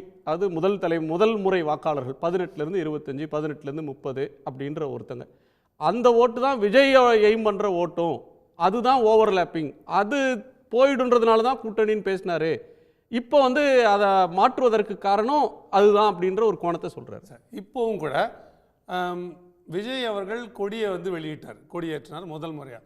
அந்த கொடியேற்று விழாவின் போது இங்கே அரசு திராவிட முன்னேற்ற கழக அரசு ஒரு செய்தியை பிளான் பண்ணாங்க. அது என்னன்னா, அமைச்சரவையில் மாற்றம் இருக்குது அப்படின்ட்டு. அதாவது அந்த கொடியேற்று நிகழ்ச்சியே வெளியில் தெரியக்கூடாது, அது பேசுபடு பொருள் ஆகக்கூடாது, அது ஊடகங்களில் வரக்கூடாதுன்னு காலையில் கொண்டிருந்த செய்தி மதியம் வரல. ஆனால் அப்படி ஒரு அமைச்சரவை மாற்றமே நிகழலை. நான் அதில் என்ன புரிஞ்சுக்கிறேன்னா, அப்படி இந்த கொடியேற்றுதல் ஆரம்பித்து கட்சி தொடங்குறதுல ஆரம்பித்து திமுகவுக்கு தான் பெருத்த பயம் கால் நடுக்கம் இருக்கிறது அப்படின்னு நான் பார்க்குறேன். அதை ஏன் பார்க்குறேன்னா, இல்லைன்னா இப்படி ஒரு செய்தியை விதைக்க வேண்டிய வளர்க்க வேண்டிய தேவை அந்த குறிப்பிட்ட நாளில் இல்லை. அப்போது இன்னொன்று சொல்கிறேன் பாருங்கள். இப்போ ஒரு கட்சி இங்கே ஒருவர் கட்சி ஆரம்பிக்கிறார். கட்சி ஆரம்பிக்கும் போது ஒரு ஜனநாயகத்தை ஒரு குரல் மக்களை நோக்கி மக்களோட தேவைக்காக ஒலிக்க வருது, மக்களுக்கு சேவை செய்வதற்காக இன்னொரு கை வருதுன்னா அதை வரவேற்க வேண்டிய பொறுப்பு எல்லாருக்கும் இருக்கு.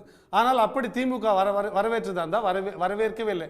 மாறாக விஜய் அவர்களை சங்கி என்று பேசுகிற பாணியில இன்னைக்கு திமுக ஊடகங்கள் பூரா பேசிட்டு இருக்கு. ஏன் அப்படி பேச வேண்டிய தேவை ஏற்பட்டது அப்படின்ற பார்வையிலிருந்து நீங்க பார்த்தீங்கன்னா திமுக விஜயோட வரவு திமுகவிற்கு பெரிய சேதத்தையும் பாதிப்பையும் ஏற்படுத்தும் என்ற புரிதல் ஏற்பட்டதுனால, அந்த அச்சம் ஏற்பட்டதுனால விஜயோடைய இந்த துவக்கத்தையே ஒரு சிக்கலுக்கு உள்ளாக்கணும். இப்போ ஒரு படத்துக்கு ஒரு விஜயோ இன்னொரு நடிகரோ ஒரு ஃபர்ஸ்ட் டைம் ஒரு கட்சி புதுசாக வருதுன்னு சொன்னால் அது பலதரப்பட்டவங்களுடைய வாக்குகளை வாங்கித்தான் அந்த கட்சி தன்னோட வாக்கை வாங்கும். இப்போ வந்து அந்த கட்சி 8% வாங்குது, 7% ஓட்டு வாங்குறாங்க, அல்லது 10% வாங்குறாங்கன்னா அவங்க யாருமே முன்னாடி எந்த கட்சிக்குமே ஓட்டு போடாதவங்களா இருக்க மாட்டாங்க. ஒரு சின்ன பர்சன்டேஜ் தான் 18 வயசுல முதல் முறை ஓட்டு போடுறவங்களா இருப்பாங்க. ஸோ அது வந்து டிஎம்கேவை மட்டும்தான் பாதிக்கும் அப்படின்னு எந்த அனுமானத்தில் சொல்றீங்கன்னு எனக்கு தெரியல. அது பாயிண்ட்டும் இல்லை. இப்போ விஜய் கட்சி ஆரம்பிச்சாருன்னா யாரை பாதிக்க போகுதுன்றது பாயிண்ட் வர. இவர் கேட்ட கேள்வி, தேரடி கேட்ட கேள்வி வந்து ஓவர்லேப்பிங் அப்படின்ற ஒன்றில் சிக்கல் இருக்கா? 2 பேருக்குமே ஒரே வாக்கு வங்கி தானா? எனக்கு அப்படி இல்லை, நான் அப்படி உறுதியாக கருதலை. ஒருவேளை நாம் தமிழர் கட்சியில் இருக்கிற தம்பிகள் வந்து விஜய் படங்களை ரசிக்கலாம். நாம் தமிழரில் அடிப்படையில் இருக்கிற எந்த பிள்ளையாக இருந்தாலும், எந்த தம்பியாக இருந்தாலும், எந்த தங்கையாக இருந்தாலும் அடிப்படையில் அவங்களுக்கு ஒரு புரிதல் இருக்குது, பெரிய அரசியல் ஆளுமை இருக்குது எல்லா தம்பி தங்கைகளுக்குமே. அவர்களுக்கு தமிழ் தேசியம் என்றால் என்ன என்று ஒரு பார்வை இருக்கிறது. அது என்னன்னு தான் முதல்ல இருந்து கேட்கிறேன், அவர் சொல்றதே இல்ல. தமிழ் தேசியம்னா என்ன, தமிழர்கள் ஆள வேண்டும்ன்றது. அதான் இந்திரகுமாருக்கு வந்து தமிழர் பகுதியை எப்படி ஆந்திர பகுதியை ஆந்திரர்கள் ஆளுகிறாரோ, தெலுங்கர்கள் ஆளுகிறார்களோ, கன்னடர்கள் வாழ்கின்ற மாநிலத்தை கன்னடர்கள் ஆளுகிறார்களோ, கேரளாவில் இருக்கிற எப்படி மலையாளிகள் ஆளுகிறார்களோ, அது போல தமிழர் நிலத்தை தமிழர்கள் தலைமை பொறுப்பிலிருந்து ஆள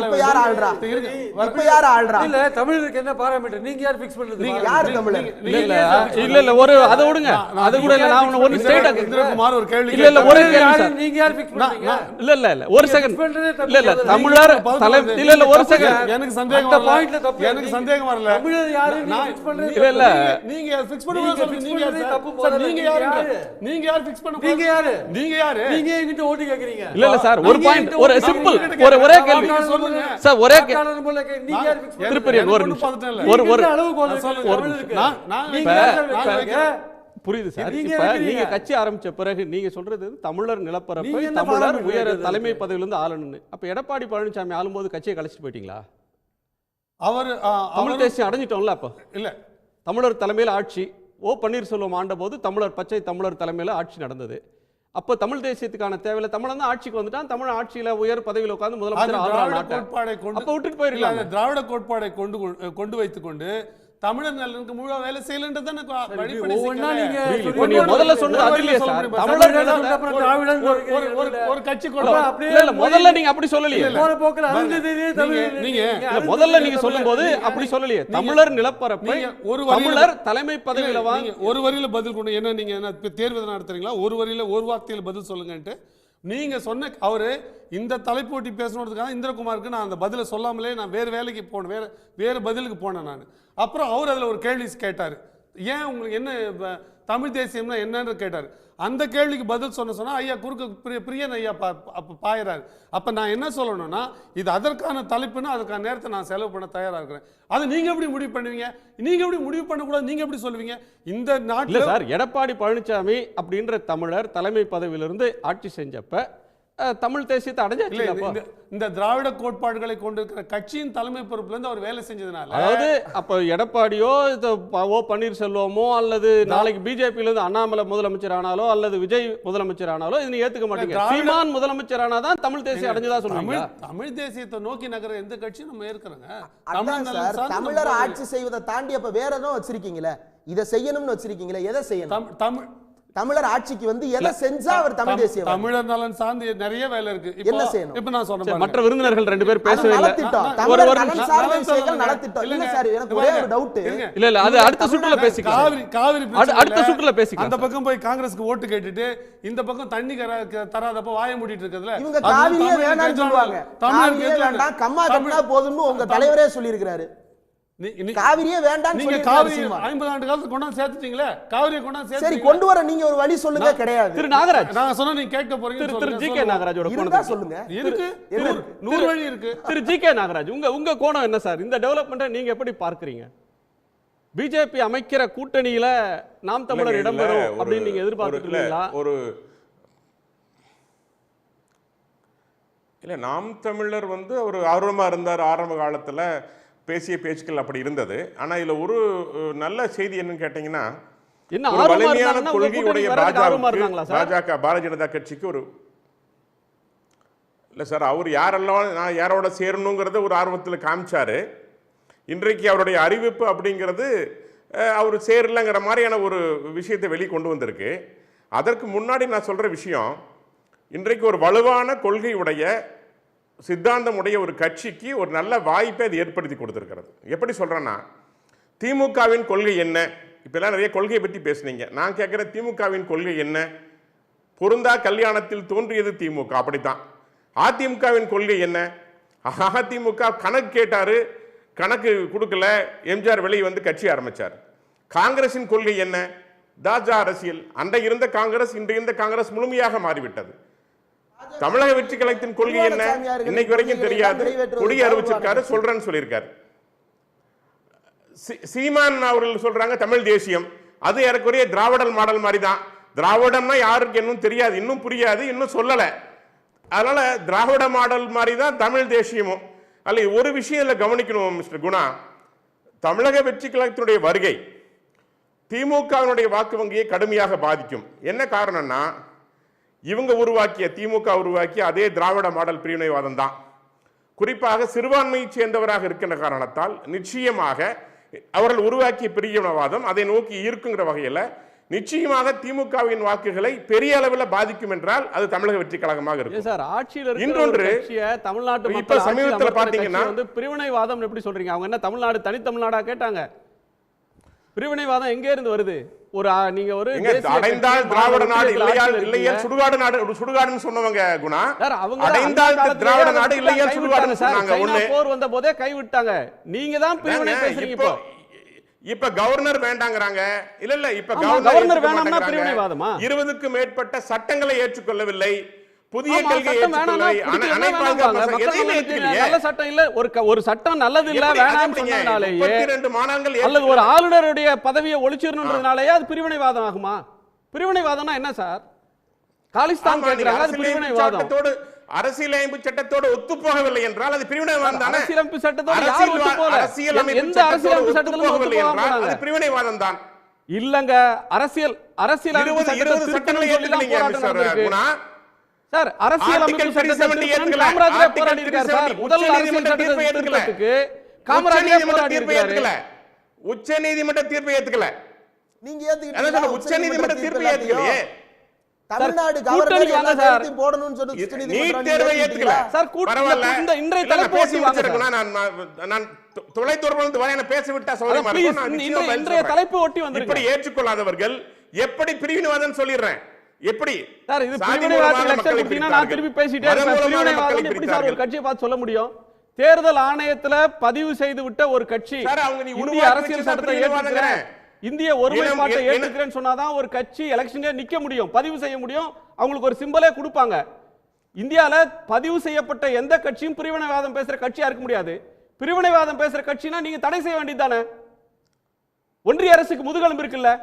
ஒரு பிரிவினைவாதம் பேசுற கட்சி எப்படி நீங்க அனுமதிக்கிறீங்க? திராவிட நாடு கொள்கையை கைவிட்டாங்க சார். திராவிட நாடு கொள்கையை வந்து நீங்க பிறக்கறதுக்கு முன்னாடியே கைவிட்டாங்க சார். திராவிட நாடு கொள்கையை கைவிட்டாங்க. அதான் சொல்றேன் நான். அது நீங்க பிறக்கறதுக்கு முன்னாடியே கேட்டு நீங்களும் நான் பிறக்கறதுக்கு முன்னாடியே கைவிட்டாங்க.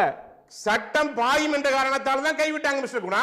இன்னைக்கு பிரிவினைவாதம் சொன்னா நீங்க சட்டம் பாயின்னு பயந்து தான் கைவிட்டாங்க திராவிட நாடு கொள்கையை. அப்படிலாம் இல்ல.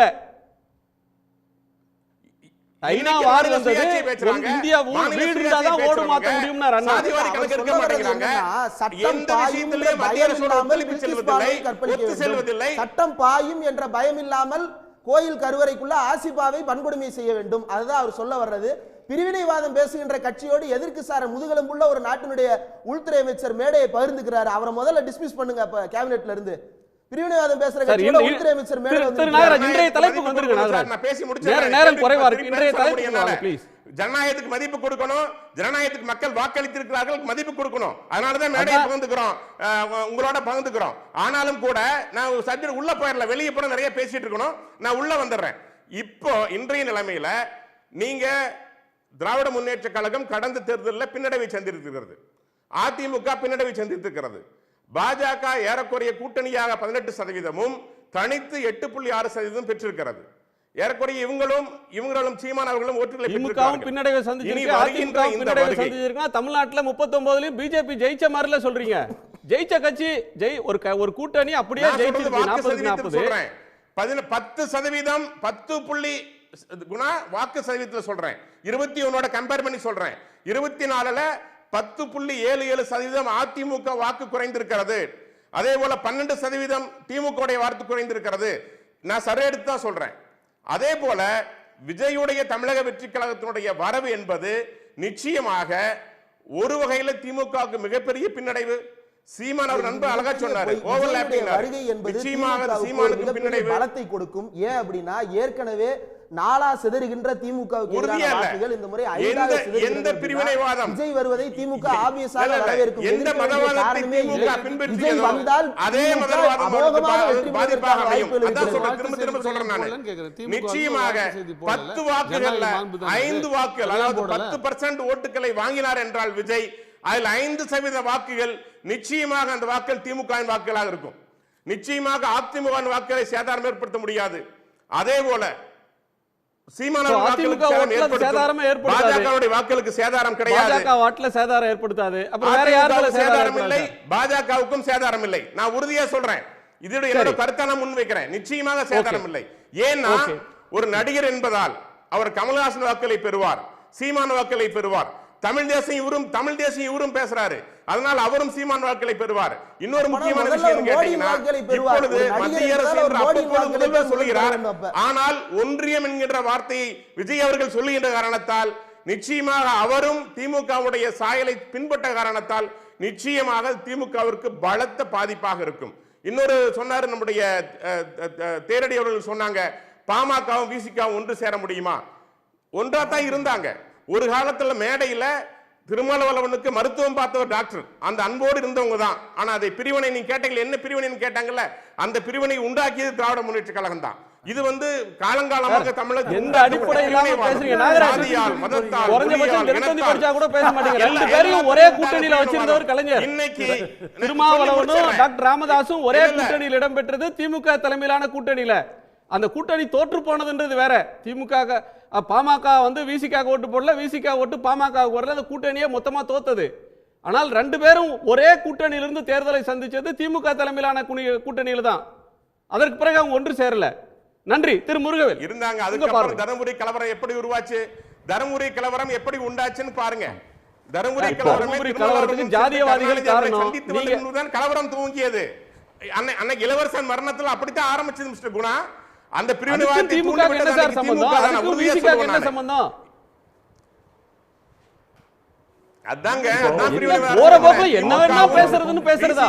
ஒரு விவாதத்துல எது வேணா பேசலாம். ஏதாவது தரவு இருக்கா? நீங்க பேசுறதுக்கு ஏதாவது ஒரு லைன் தரவு இருக்கா? திமுகவும் சார், தருமபுரி கலவரத்துக்கு எந்த அரசியல் கட்சியா காரணம் கேக்குறேன். திமுக விசிகவும் பாமகவும் ஒன்று சேர்ந்தால் திமுக என்ன வேலைன்னு சொல்லுங்க. திமுகவும் விசிகவும் பாமகவும் திமுக கூட்டணியில திமுக தலைமை ஏற்று ஒன்றா இருந்தாங்க சார். ஒன்று சேர்ந்தால் ஏதாவது என்ன வேலைன்னு படிச்சிட்டு வாங்க. வரலாறு பேசுங்க. சும்மா வாயில வந்ததா எடுத்துடாதீங்க. நாகராஜ், நீங்க ஏன் இன்னைக்கு பாமக படிச்சிட்டு வாங்க சார். கொஞ்சம் நீங்களே சொல்லுங்க. ஒரு தர்க்கத்தை கொஞ்சம் நீங்க படிச்சிருக்கீங்க. இதா முன்வைங்க சார். ஏன் நீங்க பாமக பேசுறதுல ஒரு லாஜிக் இருக்கணும். தேரடி சொல்றாருன்னு சொல்லுங்க. என்ன காரணம்னு சொல்லுங்க. இல்ல நான் கேக்குறேன், நான் உங்களை கேக்குறேன். பாமகவும் விசிகவும் ஒன்னு சேராதுன்னு சொன்னாரு, என்ன காரணம் சொல்லுங்க. ஒன்று சேராதுன்னு ஏன் சொல்லணும்? என்ன காரணம்? அவர் என்ன கேட்டாருன்னா, ரெண்டும் ஒன்று இந்துத்துவ கொள்கையை தீவிரமா எதிர்த்து விசிகவும் ஏன் ஒன்னு சேரக்கூடாதுன்னு சொல்றாரு. ஒரு காலத்தில் இரண்டு பேரும் பாஜக எதிர்ப்புல இருந்தாங்க, இந்துத்துவ எதிர்ப்புல இருந்தாங்க. இன்றைக்கு ஒரு கட்சி இந்துத்துவ எதிர்ப்பில் தீவிரமா இருக்குது, விடுதலை சிறுத்தைகள் கட்சி. இன்னொரு கட்சி பாஜக தலைமை ஏற்றுக்கொண்டு தேசிய ஜனநாயக கூட்டணியில் இருக்கு. ரெண்டு கட்சி எப்படி வேற சித்தாந்தத்தை நோக்கி பயணிக்கிறாங்க? ரெண்டு பேரும் எப்படி ஒன்றாக முடியும், ஒன்று சேர முடியும்? திரு முருகவேலுடைய கோணத்தை கேட்கலாம். திரு முருகவேல், சேர்ந்தா நல்லதுதான் சார். சேர்றதுக்கு அந்த கட்சிகளுக்கு உரிமை இருக்கு. சேர்ந்தால் நல்லது. களச்சூழல் அதற்கான நிலைமை சாதகமான சூழல் இல்லைன்னு நான் நினைக்கிறேன். திரு முருகவேல், விக்கிரவாண்டி தேர்தலில் சீமான் வந்து வெளிப்படையாகவே அதிமுகவுடைய ஆதரவை கேட்டார். வெறுமனே கேட்கல. உங்களுக்கு 3-4 முறை தேர்தலில் பிரச்சாரம் பண்ணியிருக்கேன்.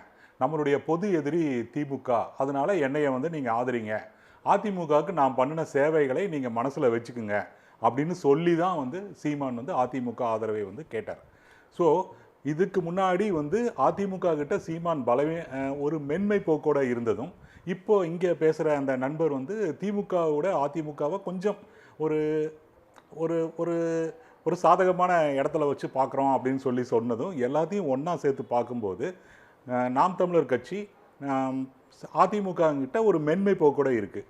ஆனால் அதே நேரத்தில் ரெண்டுமே கூட்டணி போட முடியாத ஒரு சிக்கலும் இருக்குது. இப்போ நாம் தமிழர் கட்சியுடைய பெரும்பாலான கேடர்ஸ் வந்து குடி தமிழ் தேசியம் பேசுகிறவர்கள், அதாவது தமிழை தாய்மொழியாக கொண்டவர்களுடைய கட்சியாக வந்து அது இருக்கணும் அப்படின்னு சொல்கிறாங்க. இது முழுக்க அதிமுகனால ஏற்றுக்கொள்ள முடியாத ஒன்றா வந்து இருக்குது. அதை தவிர அதிமுகவையும் ஒரு திராவிட கட்சி அப்படின்னு சொல்லி பார்த்தாங்க அப்படின்னு சொன்னால், திராவிட கட்சிகளுக்கு நேர் எதிராக இருக்கிற ஒரு கட்சியாக தன்னைய நாம் தமிழர் கட்சி ப்ரமோட் பண்ணிட்டு இருக்கு. ஸோ அதிமுகவோட நேரடியான கூட்டணி வந்து சாத்தியமில்லை. ஆனால் ஏதோ ஒரு விதத்தில் அதிமுகவோட ஒரு அண்டர்ஸ்டாண்டிங்க்கு வருவதற்கான வாய்ப்புகள் வந்து இருக்குது. அது சுத்தமாக இல்லை அப்படின்னு சொல்லிட முடியாது. ஏன்னா விக்கிரவாண்டி தேர்தலில் சீமானுடைய பேச்சுக்களே அதுக்கு வந்து ஒரு சாட்சி. அதை தவிர எடப்பாடி பழனிசாமியை சித்தப்பா அப்படின்னு சொல்கிறது, சசிகலா அவர்களை வந்து கொஞ்சம் ஒரு அனுதாபத்தோட வந்து பேசுறது, இந்த மாதிரியான பேச்சுக்கள் எல்லாமே அதிமுக ஒரு சின்ன ஒரு நெருக்கத்தை வந்து நாம் தமிழர் கட்சி காட்டுது அப்படிங்கிறத அதையும் சேர்த்து பேசுங்க அதை வந்து காட்டுது. அதே மாதிரி இப்போ விஜய் கட்சியோட சீமான் கட்சி வந்து கூட்டு சேருமா அப்படின்னு சொல்லி பார்த்தா, விஜய் வந்து அதற்கு ஒப்புக்கிறதுக்கான வாய்ப்பு சுத்தமாக இல்லை அப்படிங்கிற மாதிரி தான் தெரியுது. என்ன காரணம் அப்படின்னு சொன்னால், விஜய் வந்து தன்னுடைய பலத்தை தமிழக மக்களுக்கு காட்டி ஆகணும். தமிழக மக்கள் மட்டும் இல்லாமல் தமிழகத்தில் இருக்கிற நிதி அளிக்கிற குழுக்கள், உதாரணத்துக்கு சைலண்ட் வேலியில் இருக்கிற அந்த டெக்ஸ்டைல் வேலி கேபிட்டலிஸ்ட், இண்டஸ்ட்ரியலிஸ்ட், இந்த மாதிரியான பல குழுக்களுக்கு விஜய் வந்து தன்னுடைய பலத்தை வந்து காட்டியே தான் தீரணும். அப்போ சீமான் மாதிரியான 10% ஓட்டு வச்சிருக்கிற ஒரு கட்சியோட சேர்ந்தா யாருடைய ஓட்டு என்ன அப்படிங்கிறத வந்து நிரூபிக்கிறதுக்கான வாய்ப்பே வந்து இல்லாமல் போயிடும். அப்போ விஜய் வந்து சீமானோட கூட்டு சேர்றது அப்படிங்கிறதுக்கான வாய்ப்பே வந்து சுத்தமாக இல்லை. ஸோ இந்த தேர்தலையும் சீமான் வந்து தனித்து நிற்பதற்கான வாய்ப்பு தான் வந்து இருக்குது. அதே மாதிரி அதிமுகவுடைய குறி அப்படிங்கிறது பாமக தான். பாமகவையும் பிஜேபியையும் தன்னுடைய டேர்ம்ஸுக்கு ஒத்து வர்ற அளவுக்கு வந்து அவங்கள மோல்டு பண்ணி தன்னோட இணைச்சிக்கிறது அப்படிங்கிறது தான் அதிமுகவுடைய டாக்டிக்ஸாக இருக்குது. போன விக்கிரவாண்டி தேர்தலில் கூட எடப்பாடி பழனிசாமி அதிமுக ஓட்டுக்கள் வந்து நாம் தமிழருக்கு போனாலும் பரவாயில்ல, பாமகவுக்கு போயிடக்கூடாது அப்படின்னு சொல்லதாலாம் வந்து பத்திரிகை செய்திகள் வந்துச்சு. என்ன காரணம் அப்படின்னு சொன்னால், பாமக நிறையா ஓட்டு வாங்கிருச்சு அப்படின்னு சொன்னால் அதனுடைய பார்கெனிங் கெப்பாசிட்டி வந்து அதிகமாயிரும். ஸோ அதனால பாமகவுடைய ஓட்டுகள் வந்து குறையணும் அப்படின்னு சொல்லிட்டு எடப்பாடி அதிமுக போட்டியிடாத போதும் நாம் தமிழர் ஓட்டு சப்ஸ்டான்ஷியலா இன்க்ரீஸ் ஆகலையே சார். ஏடிஎம்கே தொண்டர்கள் அப்படி ஒன்றும் நாம் தமிழருக்கு வந்து அவ்வளவு போடலையே. அதான் அவங்களுக்கு வந்து ஒத்தே போகாது. அதிமுக தொண்டருக்கும் நாம் தமிழர் தொண்டருக்கும் எப்படி ஒத்து போகும்? எந்த விதமான காம்ப்ரமைஸும் வந்து சாத்தியம் இல்லாத ஒரு சூழ்நிலை இருக்குல்ல கீழ்மட்டங்களில். இப்போ வந்து நாம் தமிழர் தொண்டர்கள் வந்து ஒரு ஃபியர்ஸாக, ஒரு பிடிவாதமாக அவங்க ஃபேஸ்புக்கில் ட்விட்டர்லலாம் எழுதுறதையெல்லாம் வந்து நீங்கள் பாருங்களேன். அதில் வந்து ஒரு விதமான ஒரு முரட்டுத்தனம் இருக்குது, ஒரு மென்மைத்தன்மை வந்து இருக்காது. அது அந்த மாதிரியான ஒரு பேச்சுக்களெல்லாம் கீழ்மட்டங்களில் ஒரு உறவை வந்து ஏற்படுத்துறதுக்கு வாய்ப்பே இல்லை. இப்போ சீமான் வந்து ஜெயலலிதா அம்மையாருடைய கல்லறையை பற்றி என்ன சொன்னார்? ஸோ இந்த மாதிரியான பேச்சுக்களெல்லாம் ஒரு அனுதாபமான ஒரு பார்வையை வந்து ஏற்படுத்தி இருக்கிறதுக்கு வந்து வாய்ப்பே கிடையாது. ஸோ அதிமுக காரங்க திமுகவுக்கு கூட வந்து போட்டிருக்கிறாங்க, நாம் தமிழருக்கு வந்து அவங்க போடலை. சீமானை பொறுத்த வரைக்கும் இது ரெண்டுலேயும் இல்லாத ஒரு ஓட்டு எப்பவுமே தமிழ்நாட்டில் வந்து இருக்கும். அதில் ஒரு பகுதி ஓட்டை வந்து நாம் தமிழர் எப்பவுமே கைப்பற்றிட்டு இருக்கு. அதில் இருக்கிறவங்களுக்கு ஒரு விதமான தமிழ் தேசிய உணர்வு வந்து இருக்குது. அந்த தமிழ் தேசிய உணர்வு அப்படிங்கிறது வந்து வலதுசாரி தமிழ் தேசிய உணர்வு, ஒரு விதத்தில் அடையாள அரசியல். பிறப்பால தமிழர்களாக இருக்கிறவங்க இவங்க தான் வந்து தமிழர்கள் அப்படிங்கிறது. இதை வந்து எந்த கட்சியும் ஏற்றுக்கொள்ள முடியாது. ஒருவேளை தொடர்ந்து முன்னேறினா விஜயுடைய கட்சி தமிழக வெற்றி கழகம் வந்து தன்னுடைய பலத்தை நிரூபிச்சிருச்சு அப்படின்னு சொன்னால் மேற்கொண்டு வேணால் கூட்டணிகள் வந்து சாத்தியமாக இருக்கலாமே தவிர வரும் 2006 எலெக்ஷனில் அதற்கான வாய்ப்பு கொஞ்சமும் இல்லை. ஒரு சிறிய இடைவேளைக்கு பிறகு நம்ம உரையாடலாம். 2026 சட்டமன்ற தேர்தலில் நாத்தாக்கா தனித்து போட்டி என சீமான் அறிவித்திருப்பதால் பின்னடைவு யாருக்கு அப்படின்னு கேட்டிருக்கோம்.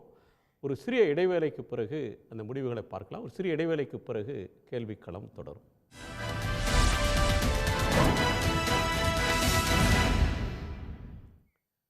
கேள்விக்களம் தொடர்கிறது. 2026 சட்டமன்ற தேர்தலிலும் நாத்தாக்கா தனித்து போட்டி என சீமான் அறிவித்திருப்பதால் பின்னடைவு யாருக்கு என்ற கேள்வியை முன் வச்சிருக்கிறோம்.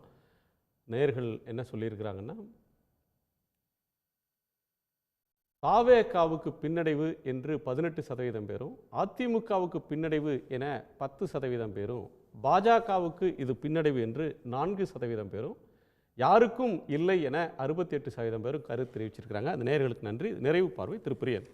நான் ஒரே ஒரு விஷயம் சொல்ல விரும்புகிறேன் சார். அதாவது 8% ஓட்டு வாங்கின சீமான் வந்து ஒரு பெட்டர் ஆப்ஷனாக இருக்கார், ஒரு டிமாண்டில் இருக்காருன்னு என்னுடைய கருத்து. ஆக்சுவலாக அவர் அந்த ஓட்டு வங்கியை கிரியேட் பண்ணி வச்சுருக்காரு.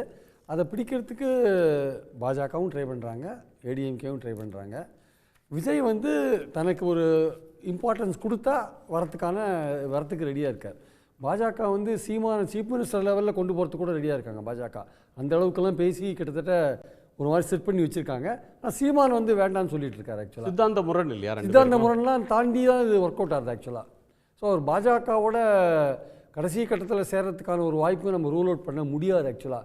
ஏன்னா அந்த மாதிரி ஆஃபர்ஸ்லாம் அவங்க கொடுக்குறாங்க அவங்க ஆக்சுவலாக. ஸோ அது என்ன மாதிரி அது பாஜகவோட விற்போனா சீமானுக்கு ஓட்டு போடுற தமிழ் உணர்வு கொண்டவங்க ஓட்டு அவங்க அந்த ஆதரவாளர்கள் ஏற்றுக்கொள்வாங்க.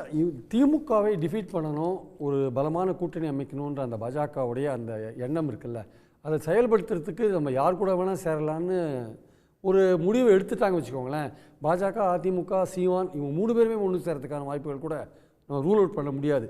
விஜய் தன்னுடைய ஸ்ட்ரென்த் என்னென்னு டெஸ்ட் பண்ணுறதுக்காக முதல் எலெக்ஷன் அவர் தனியாக நிற்கிறதுக்கான வாய்ப்புகள் இருக்குது. அதுக்கப்புறம் தான் அவருக்கு டிமாண்டே வரும் ஆக்சுவலாக. ஆனால் இப்போ டிமாண்டில் இருக்கிற ஒரு சீமான் ஆக்சுவலாக. ஸோ இந்த 3 பேருமே அதிமுக, பாஜக, அப்புறம் பாமக, தேமுதிகலாம் அவங்க கடைசி நேரத்தில் ஒன்று சேருவதற்கான வாய்ப்பு. இதெல்லாம் தாண்டி கொள்கைகள்லாம் தாண்டி இந்த மாதிரியான ஒரு விஷயத்தை முன்னுக்கு வைக்கிறதுக்கு அதில் வந்து ஒரே சிக்கல் என்னென்னா, எடப்பாடியை வந்து தான் முதலமைச்சர்ன்றாரு, சீமான் சொல்கிறார், பாஜக சொல்கிறது சீமானை முதலமைச்சராக ப்ரொஜெக்ட் பண்ணலாம் அப்படின்ற மாதிரியான ஒரு விஷயம் சொல்கிறாங்க. இதெல்லாம் வந்து சீமான் இதுவரையும் ஒத்துக்காத இருக்கார். ஆனால் அவருக்கு வந்து அழுத்தம் கொடுக்கப்படுகிறது. கடைசி நிமிஷத்தில் அவர் என்ன முடிவு எடுப்பார் தெரியாது. அதிமுக கேட்பதோ பாஜக கேட்பதோ அது அவர்களுடைய விருப்பமாக இருக்கலாம். ஆனால் நாம் தமிழர் அந்த கட்சி அந்த நிலைப்பாடை எடுக்குமான்ற கேள்வி இருக்குல்ல, அதற்கான அடிப்படை வாய்ப்பே இல்லை. இப்போ பிரியன் அவர்கள் சொன்னதையே வந்து நான் கடுமையாக ஆட்சேபிக்கிறேன். அப்படி ஒரு பேச்சை பேசுவதே கூட அது நாம் தமிழர் கட்சிக்கு கொள்கைக்கு எதிரானதுன்றது நான் பேசுகிறேன்.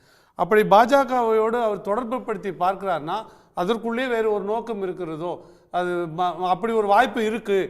கடைசி நேரத்தில் நாம் தமிழர் சேருன்ற ஒரு எண்ணத்தை அப்படி சொல்லும்போது மக்கள் மனதில் நாம் தமிழர் கட்சியோட அந்த இதுவை குறைக்குமோ அப்படின்னு உள்நோக்கத்தோட அல்ல குறைக்கணுன்ற நோக்கத்தோடு சொல்கிறாருன்னு கூட எனக்கு ஒரு ஐயப்பாடு இருக்குது. நான் ஒன்று மட்டும் தெளிவாக சொல்லியிருக்கிறேன், இந்த 4 கட்சிகளோடு என்றைக்கும் கூட்டணி இல்லை. ஆனால் எப்பொழுதும் நாங்கள் பேசும்போது சொல்கிறதும் சரி, எங்களுடைய அரசியல் நிலைப்பாடும் எப்பொழுதும் அதுதான். அதனால் இதை தவிர நட்பு சக்திகள் யாராவது ஏதாவது ஒரு உதவி, ஒரு ஆதரவு கொடுக்குறாங்க அப்படின்னும் பொழுது ஒத்த எண்ணம் உடையவர்கள் வரும்பொழுது அதை ஏற்க நாம் தமிழர் கட்சி தயாராக இருக்கு. இல்லை, தனித்து போட்டியிடும் பொழுது யாருக்கு பாதிப்பு அப்படின்றது, முதல்ல இந்த பாதிப்பு அப்படின்றது எங்கிருந்து அளக்கணும் அப்படின்னா, முதல்ல கட்சியின் வளர்ச்சி, அடுத்தது கட்சி ஆட்சியை நோக்கி நகரும் பொழுது தேவையான கூட்டணி. இந்த ரெண்டுலையுமே சீமான் அவர்களுக்கு எந்த நோக்கமும் கிடையாது. தன்னை தவிர யாரும் வளரக்கூடாது என்பதுதான் அவருடைய நோக்கம். பொதுவாக எல்லா கட்சிகள்லையும் யாரெல்லாம் வளராமல் இருக்கிறாங்களோ அவங்கள பிசிறும்பாங்க. இவர் யாரெல்லாம் வளர்றாங்களோ அவங்களெல்லாம் பிசிறு அப்படின்னு சொல்லி கட்சியிலிருந்து வெளியேற்றுகின்ற வேலை அப்படின்றாரு. இது கட்சி வளர்ப்பதற்கான நோக்கம் கொண்ட கட்சி அல்ல. இது முழுக்க முழுக்க தனிப்பட்ட வளர்ச்சிக்காக, கார்களுக்காக, பங்களாக்களுக்காக நடத்தப்படுகின்ற கட்சியாக இருக்கிறது. இவருக்கு எந்த விதமான ஆட்சி அமைக்கும் நோக்கமும் கிடையாது. மறைமுக பேரங்களுக்காகத்தான் இவர் தொண்டர்களையே புறக்கணித்து விட்டு இஷ்டத்துக்கு வேட்பாளர்களை தேர்வு செய்கிறார் என்றது நாம் தமிழருடைய நிர்வாகிகள் என்னிடம் நேரடியாக புலம்பியது. பெயர் சொல்ல கூட தயார் அவர்கள் விரும்ப மாட்டார்கள். நீங்க சொல்லுங்க, இந்திரகுமார் தேரடிக்கு சொன்னதுக்கு அப்புறம் அவங்களை கட்சியை விட்டு நீக்குவீங்க. அரசியல் மாண்பு தான் அப்படி ஈஸியா எளிதா சொல்லிடலாம். நான் இப்படி சொல்கிறேன் பாருங்க, தன்னுடைய மகனுக்கு பிறகு மகன் ஐயா கருணாநிதியும் ஸ்டாலின் எப்படி நினைத்தார்களோ அப்படி தங்கள் குடும்ப நலன் மட்டுமே வரணும் அப்படின்னு எப்படி திமுகவில் இருக்கிற அந்த தலைமை பொறுப்பில் அந்த ஐயா கருணாநிதியும் ஸ்டாலின் நினைத்தார்களோ அப்படி ஒரு எண்ணம். விஜயலட்சுமி ஆலோசகராக தன்னுடைய மனைவி ஆலோசகராக நியமித்தது போல அவர் பேச வராரு நினைக்கிறேன். இப்படி தனிப்பட்ட முறையில பேசுறது, நான் பேசியது கட்சியினுடைய வளர்ச்சி என்கின்ற நோக்கத்திலிருந்து அவங்க கட்சியை பத்தி பேசுறேன். இப்ப வரைக்கும் அந்த கட்சியிலிருந்து வெளியாகக்கூடிய எந்த உரையாடலையும் அவங்க போலின்னு மறுக்கல, எல்லாமே உண்மையில் நடக்கிறது என்பது அந்த கட்சியை சேர்ந்தவர்களை ஒப்புக்கொண்டுதான் பேசுகிறார்கள். இவர்களுடைய நோக்கமே கட்சி வளர்ப்பதல்ல, சீமானுடைய தனிநபர் வளர்ச்சி மட்டும்தான். உங்ககிட்ட அட்வைஸ் கேட்டா நீங்க சொல்லுங்க. நன்றி. நீங்க இது தொடர்பு இல்ல, அப்புறம் விவாதத்துக்கு வரீங்க. காது வாங்கி காது கொடுத்து கேட்கணும்னா எதுக்கு விவாதத்துக்கு வரீங்க? உங்களுக்கு தோன்றதை பேசுறதுக்கு உங்க லாவணி கச்சேரி கேக்குதா? நான் லாவணி கச்சேரி பண்ணல சார். உங்க அண்ணன் பண்றாரு. உங்க அண்ணன் பண்றாரு. அருவருப்பான ஆபாசமான அரசியல் உங்க அண்ணன் பண்றாரு. ஒரு லெட்டர் பேட் வாட்ஸ்அப் குரூப் வச்சிட்டு அரசியல் கட்சி பேசிட்டு வராரு. அடிவரடியா நீங்க யாரு? நான் மனுஷன் தானே. மனுஷன் தானே. மனுஷனா இல்ல தனிப்பட்ட கருத்து பண்றேன். நீங்க மனுஷனா பேசுங்க முதல்ல. நான் தமிழர் கட்சி திமுக கேள்வி திமுக கிட்ட கேளுங்க. ஸ்ரீதர் ஒரு நிமிஷம். இல்ல நாகரிகமாவும் தனிப்பட்ட தாக்குதல் வேணாம். பண்பாவும் சீமானுடைய தனிப்பட்ட வாழ்க்கையை பத்தி பேசுறேன். உங்க கட்சியை பத்தி பேசுங்க. பண்போடும் அங்கீகரிக்கப்பட்ட கட்சியா பேசுறீங்க. அதனால நான் சார் ஒரு நிமிஷம் ஒரு செகண்ட் சார் அதெல்லாம் திமுக டிபேட்ல பேசலாம். இது நாம் தமிழர் டிபேட். நீங்க பேச மாட்டேன்றீங்களா? நீங்க யாரும் கேக்குறேன். நீங்க திமுக அடிவரடி நான் சொல்றேன். அத திமுக டிபேட்டுக்கு வந்து பேசுங்க. திமுக காரட்ட கேளுங்க. நீங்க வைக்கிற குற்றச்சாட்டுகளுக்கு எல்லாம் பதில் சொல்லிட்டு இருக்கிறது என்னுடைய வேலை இல்ல. என்னுடைய கருத்துக்கள் கேட்கப்பட்டது. சீமான் தன்னுடைய தனிப்பட்ட வளர்ச்சியை விரும்புகின்ற நபர், அவர் கட்சியினுடைய வளர்ச்சியை விரும்பாத நபர். அதனால் தான் பிசிறு தட்டும் வேலையை செய்கிறார். பிசிறு தட்டுவதற்காகவே ஒரு கட்சி இருக்கிறது. அதனால் எந்த காலத்திலும் அவர் கூட்டணி வைக்க மாட்டார். கூட்டணி வைத்தால் கட்சி வளரும், கட்சி வளர்ந்தால் நிர்வாகிகள் வளருவார்கள். அது அவருக்கு பிடிக்காது. அதனால் மீண்டும் பிசிறு தட்டும் வேலையை அவர் தொடர்ந்து அவர் சொல்லிட்டு அடிக்கட்டும். நான் திமுக நன்றி சார். நன்றி. மறுபடியும் சொல்றேன், தனிப்பட்ட தாக்குதல்னு பேசுறா, இதை விட பேச முடியும். நான் கட்சியை பத்தி தான் பேசுறேன். உங்க கட்சியினுடைய நடவடிக்கைகளை பத்தி பேசுறேன். அதை விமர்சிக்க எனக்கு எல்லா உரிமையும் உண்டு ஒரு பத்திரிகையாளரா. அத திமுக டிபேட்ல வந்து கேளுங்க. நீங்க யாரு? நாம் தமிழர் கட்சி தானே. உங்க கட்சிக்காக பேசுங்க. ஏன் சார்பா நீங்க எனக்கு வாய் கிடையாது. நான் உங்களுக்கு வாழை கொடுத்துருக்கேன். எனக்கு பேசுறேன் இல்ல. நீங்க என்ன பத்தி பேசுவாங்க பேசுறேன். உங்களை பத்தி பேசுறேன் சார். உங்க கட்சியை பத்தி பேசுறேன். அதுதான் டிபேட். திமுக ஜாலராவா பேசுறாரு. எனக்கு ஆட்சேபனை இருக்கு. அவர் பொதுவானா நீங்க மனித தன்மையே இல்லாம தமிழ்நாட்டில் வாழுகின்ற மக்கள் எல்லாம் தமிழர்களே இல்லைன்னு ஒரு ஒடுக்கப்பட்ட சமூகத்தின் பேரை மீண்டும் இழிவுபடுத்தும் நோக்கத்தில் பேசிக்கொண்டு ஆபாசமாக மேடைகளில் கச்சேரி செய்கின்ற ஒரு கட்சியை வைத்துக் கொண்டு இவர்கள் எல்லாம் அரசியல் பேசுகிறார்கள் அப்படின்னா அதை கடுமையாக நான் விமர்சிக்கிறேன். ஒரு விஷயம் இருக்கு சார். அதாவது ஒரு கட்சியில வந்து ஜனநாயக முறைப்படி சில முடிவுகள் எடுக்கணும். சீமான் அதை எடுக்கிறாரா என்ற ஒரு சந்தேகம் இருக்கு சார். திரு நாகராஜ் நிறைவு பார்வை. மிஸ்டர் குணா, ஒரே ஒரு கருத்தை நான் பதிவு செய்கிறேன். நீங்கள் சொன்னீங்க விசிகாவும் பாமகவும் சேர மாட்டாங்க, ஏன்னா பாமக வந்து பாஜகவோட கூட்டணியில் இருந்தாங்க. ஏன் திமுகவும் தானே பாஜக கூட்டணியில் இருந்தாங்க, ஆட்சி அமைச்சு ஒன்றா இருந்தாங்களே. அப்போ சித்தாந்த ரீதியில் இது எப்படி ஒத்து போகுது? ஏன் விசிக மட்டும் அங்கே போகிறாங்க அப்படின்னா, அதற்கு நான் திரும்ப திரும்ப சொல்கிற காரணமே தான். கொள்கையெல்லாம் ஒன்றும் கிடையாது. எங்கே போனால் பலன் கிடைக்கும், வெற்றி பெற முடியும், யாரை வைத்துக்கொண்டால் நாங்கள் வெற்றி பெற முடியும் என்ற ஒரு கொள்கையற்ற கூட்டணி தான் திமுக. அதுதான் நடந்துகிட்டு இருக்கிறது. ஆனால் பாஜக கொள்கையுள்ள ஒரு கூட்டணி அமைத்திருக்கிறது, ஒரு தெளிவான வாக்குகளை பெற்றிருக்கிறது. இந்த 5 முனை போட்டியானது 6 முனையாக மாறும். ஏன்னா காங்கிரஸும் கூட இப்போ கொஞ்சம் வீரம் வந்துருச்சு அவங்களுக்கு. நாங்களும் எத்தனை நாளை கையிட்டு நிற்கிறது மாதிரி கேட்குறாங்க. அதனால் அவங்க கூட தனிச்சு பிரிந்து வெளியே வரலாம். ஒருவேளை விசிகாவும் கூட வெளியே வரலாம். ஏன்னா அவங்க மனநிலைக்கு வந்துட்டாங்க. ஏன்னா மது அதை பற்றியெல்லாம் இப்போ போராட்டம் நடத்த ஆரம்பிச்சாரு. அதனால இந்த முறை பிரகாசமான எதிர்காலம் என்பது பாஜகவுக்கு இருக்கிறது. நன்றி சார். நன்றி. திரு முருகவேல். சீமான் வந்து தனித்து நிற்பதனால யாருக்கு பாதிப்பு அப்படின்னு சொல்லி கேட்டால் பொதுவாக யாருக்குமே இல்லை அப்படிங்கிற மாதிரி தான் தெரியுது. அந்த 8% ஓட்டை வந்து யாரும் பெரிய அளவுக்கு நம்பி இருக்கிற மாதிரி வந்து தெரியல. எல்லா கட்சிகளும் அவங்கவுங்களுடைய அந்த வாக்கு சதவீதத்தில் ஓரளவுக்கு வந்து கரெக்டாக இருக்குது. இப்போ அதிமுக வாக்குகள் பிஜேபிக்கு வந்து போயிருக்கு. ஆனால் அதிமுக வாக்குகள் நாம் தமிழருக்கு போன மாதிரி தெரியல. இப்போது விஜயுடைய வரவு அப்படிங்கிறது யாரையாவது பாதிக்கும் அப்படின்னு சொன்னால் கண்டிப்பாக அது அதிமுகவை தான் பாதிக்கும். ஏன்னா ஏற்கனவே அதிமுகவுக்கு ஒரு கவர்ச்சிகரமான ஒரு தலைமை இல்லாத ஒரு சூழ்நிலை இருக்குது. இன்னும் கூட வந்து ஒரு போராடுற ஒரு நிலைமை தான் வந்து இருக்குது எடப்பாடி பழனிசாமிக்கு. அந்த மாதிரியான ஒரு நேரத்தில் அந்த கட்சி வந்து தன்னோட ஸ்ட்ரக்சரை வச்சுட்டு தான் வந்து சமாளிச்சுட்டு இருக்கு. தன்னோட வெல் எஸ்டாப்ளிஷ்டு அந்த ஸ்ட்ரக்சரை வச்சுட்டு அது கூட கொங்கு பகுதியில் பண்ணுற மாதிரி மற்ற பகுதிகளில் பண்ண முடியறதில்ல. ஸோ ஏற்கனவே வீக்காக இருக்கிற ஒரு கட்சி, ஏராளமான வாக்குகளை தன் பக்கம் வச்சுட்டு இருக்கிற ஒரு கட்சி, அது வந்து புது ஒரு வரவுனால, ஒரு கவர்ச்சிகரமான ஒருத்தருடைய வரவுனால கட்டாயம் பாதிக்கப்படுறதுக்கான ஒரு வாய்ப்பு வந்து இருக்க தான் செய்யுது. அப்புறம் அதே மாதிரி ஈஸியாக இலக்காகிற கட்சியும் கூட, ஒரு சினிமா கவர்ச்சிக்கு இலக்காகிற ஒரு கேடர்ஸும் கூட. இப்போ அவங்களுக்கு வந்து பரம்பரையாக வந்து எம்ஜிஆர், அதுக்கடுத்து ஜெயலலிதா, அந்த மாதிரி வந்து அவங்களுக்கு ஒரு சினிமா கவர்ச்சியின் மேலே ஒரு பற்று இருக்க தான் செய்யுது. இப்போ விஜய் வந்து அடுத்த இடத்துல சூப்பர் ஸ்டாராக வந்து இருக்கிறாரு. ஸோ இளைஞர்களை விஜய் வந்து ஈர்க்கிறதுக்கான வாய்ப்பு இருக்குது. அதனால் ரொம்ப மோசமாக பாதிக்கப்பட போகிற கட்சியாக வந்து அதிமுக இருக்கும். அதை தவிர மற்ற எல்லா கட்சிகளையும் சின்ன சின்ன சிதறல்கள் வந்து இருக்கிறதுக்கு வாய்ப்பு இருக்குது, ஓரளவுக்கு இழுக்கிறதுக்கான வாய்ப்பு இருக்குது. தேமுதிக வந்து முழுசாக விஜயோடைய கட்சியில் வந்து முழுகி போகிறதுக்கும் வந்து வாய்ப்பு இருக்குது. ஸோ அதனால் மற்றபடி அது நாம் தமிழரையெல்லாம் பெருசாக பாதிக்கும் அப்படின்னு வந்து எனக்கு தோணலை. ஏன்னா நாம் தமிழர் வந்து ஒரு பிடிவாதமான ஒரு குறிப்பிட்ட பிராண்டு தமிழ் தேசியத்தில் உறுதியாக நிற்கிற ஒரு கட்சி. அதனால் அதில் இருந்து கட்சிக்குள்ளே இருக்கிற பிரச்சனையினால் வெளியே போகலாங்கமே தவிர ஒரு ஐடியாலஜிக்கல் ஸ்ட்ரகிளில் அவங்கள வந்து கழட்டி எடுக்கிற அளவுக்கு வந்து ஒரு ஐடியாலஜிக்கல் ஸ்ட்ரகிள் வந்து தமிழ்நாட்டில் நடக்கலை. அந்த மாதிரியான ஒரு ஸ்ட்ரகிளை வந்து விஜய்னால் நடத்தவும் முடியாது. ஸோ நாம் தமிழருக்கு வந்து அதில் பெரிய அளவுக்கு வந்து பாதிப்பு இருக்கும் அப்படின்னு சொல்லி தோணலை. அதே மாதிரி தான் பிஜேபிக்கும். உங்கள் அனைவருடைய ஒத்துழைப்புக்கு நன்றி. மீண்டும் சந்திப்போம். இது கேள்விக்களம், மக்களின் மேடை.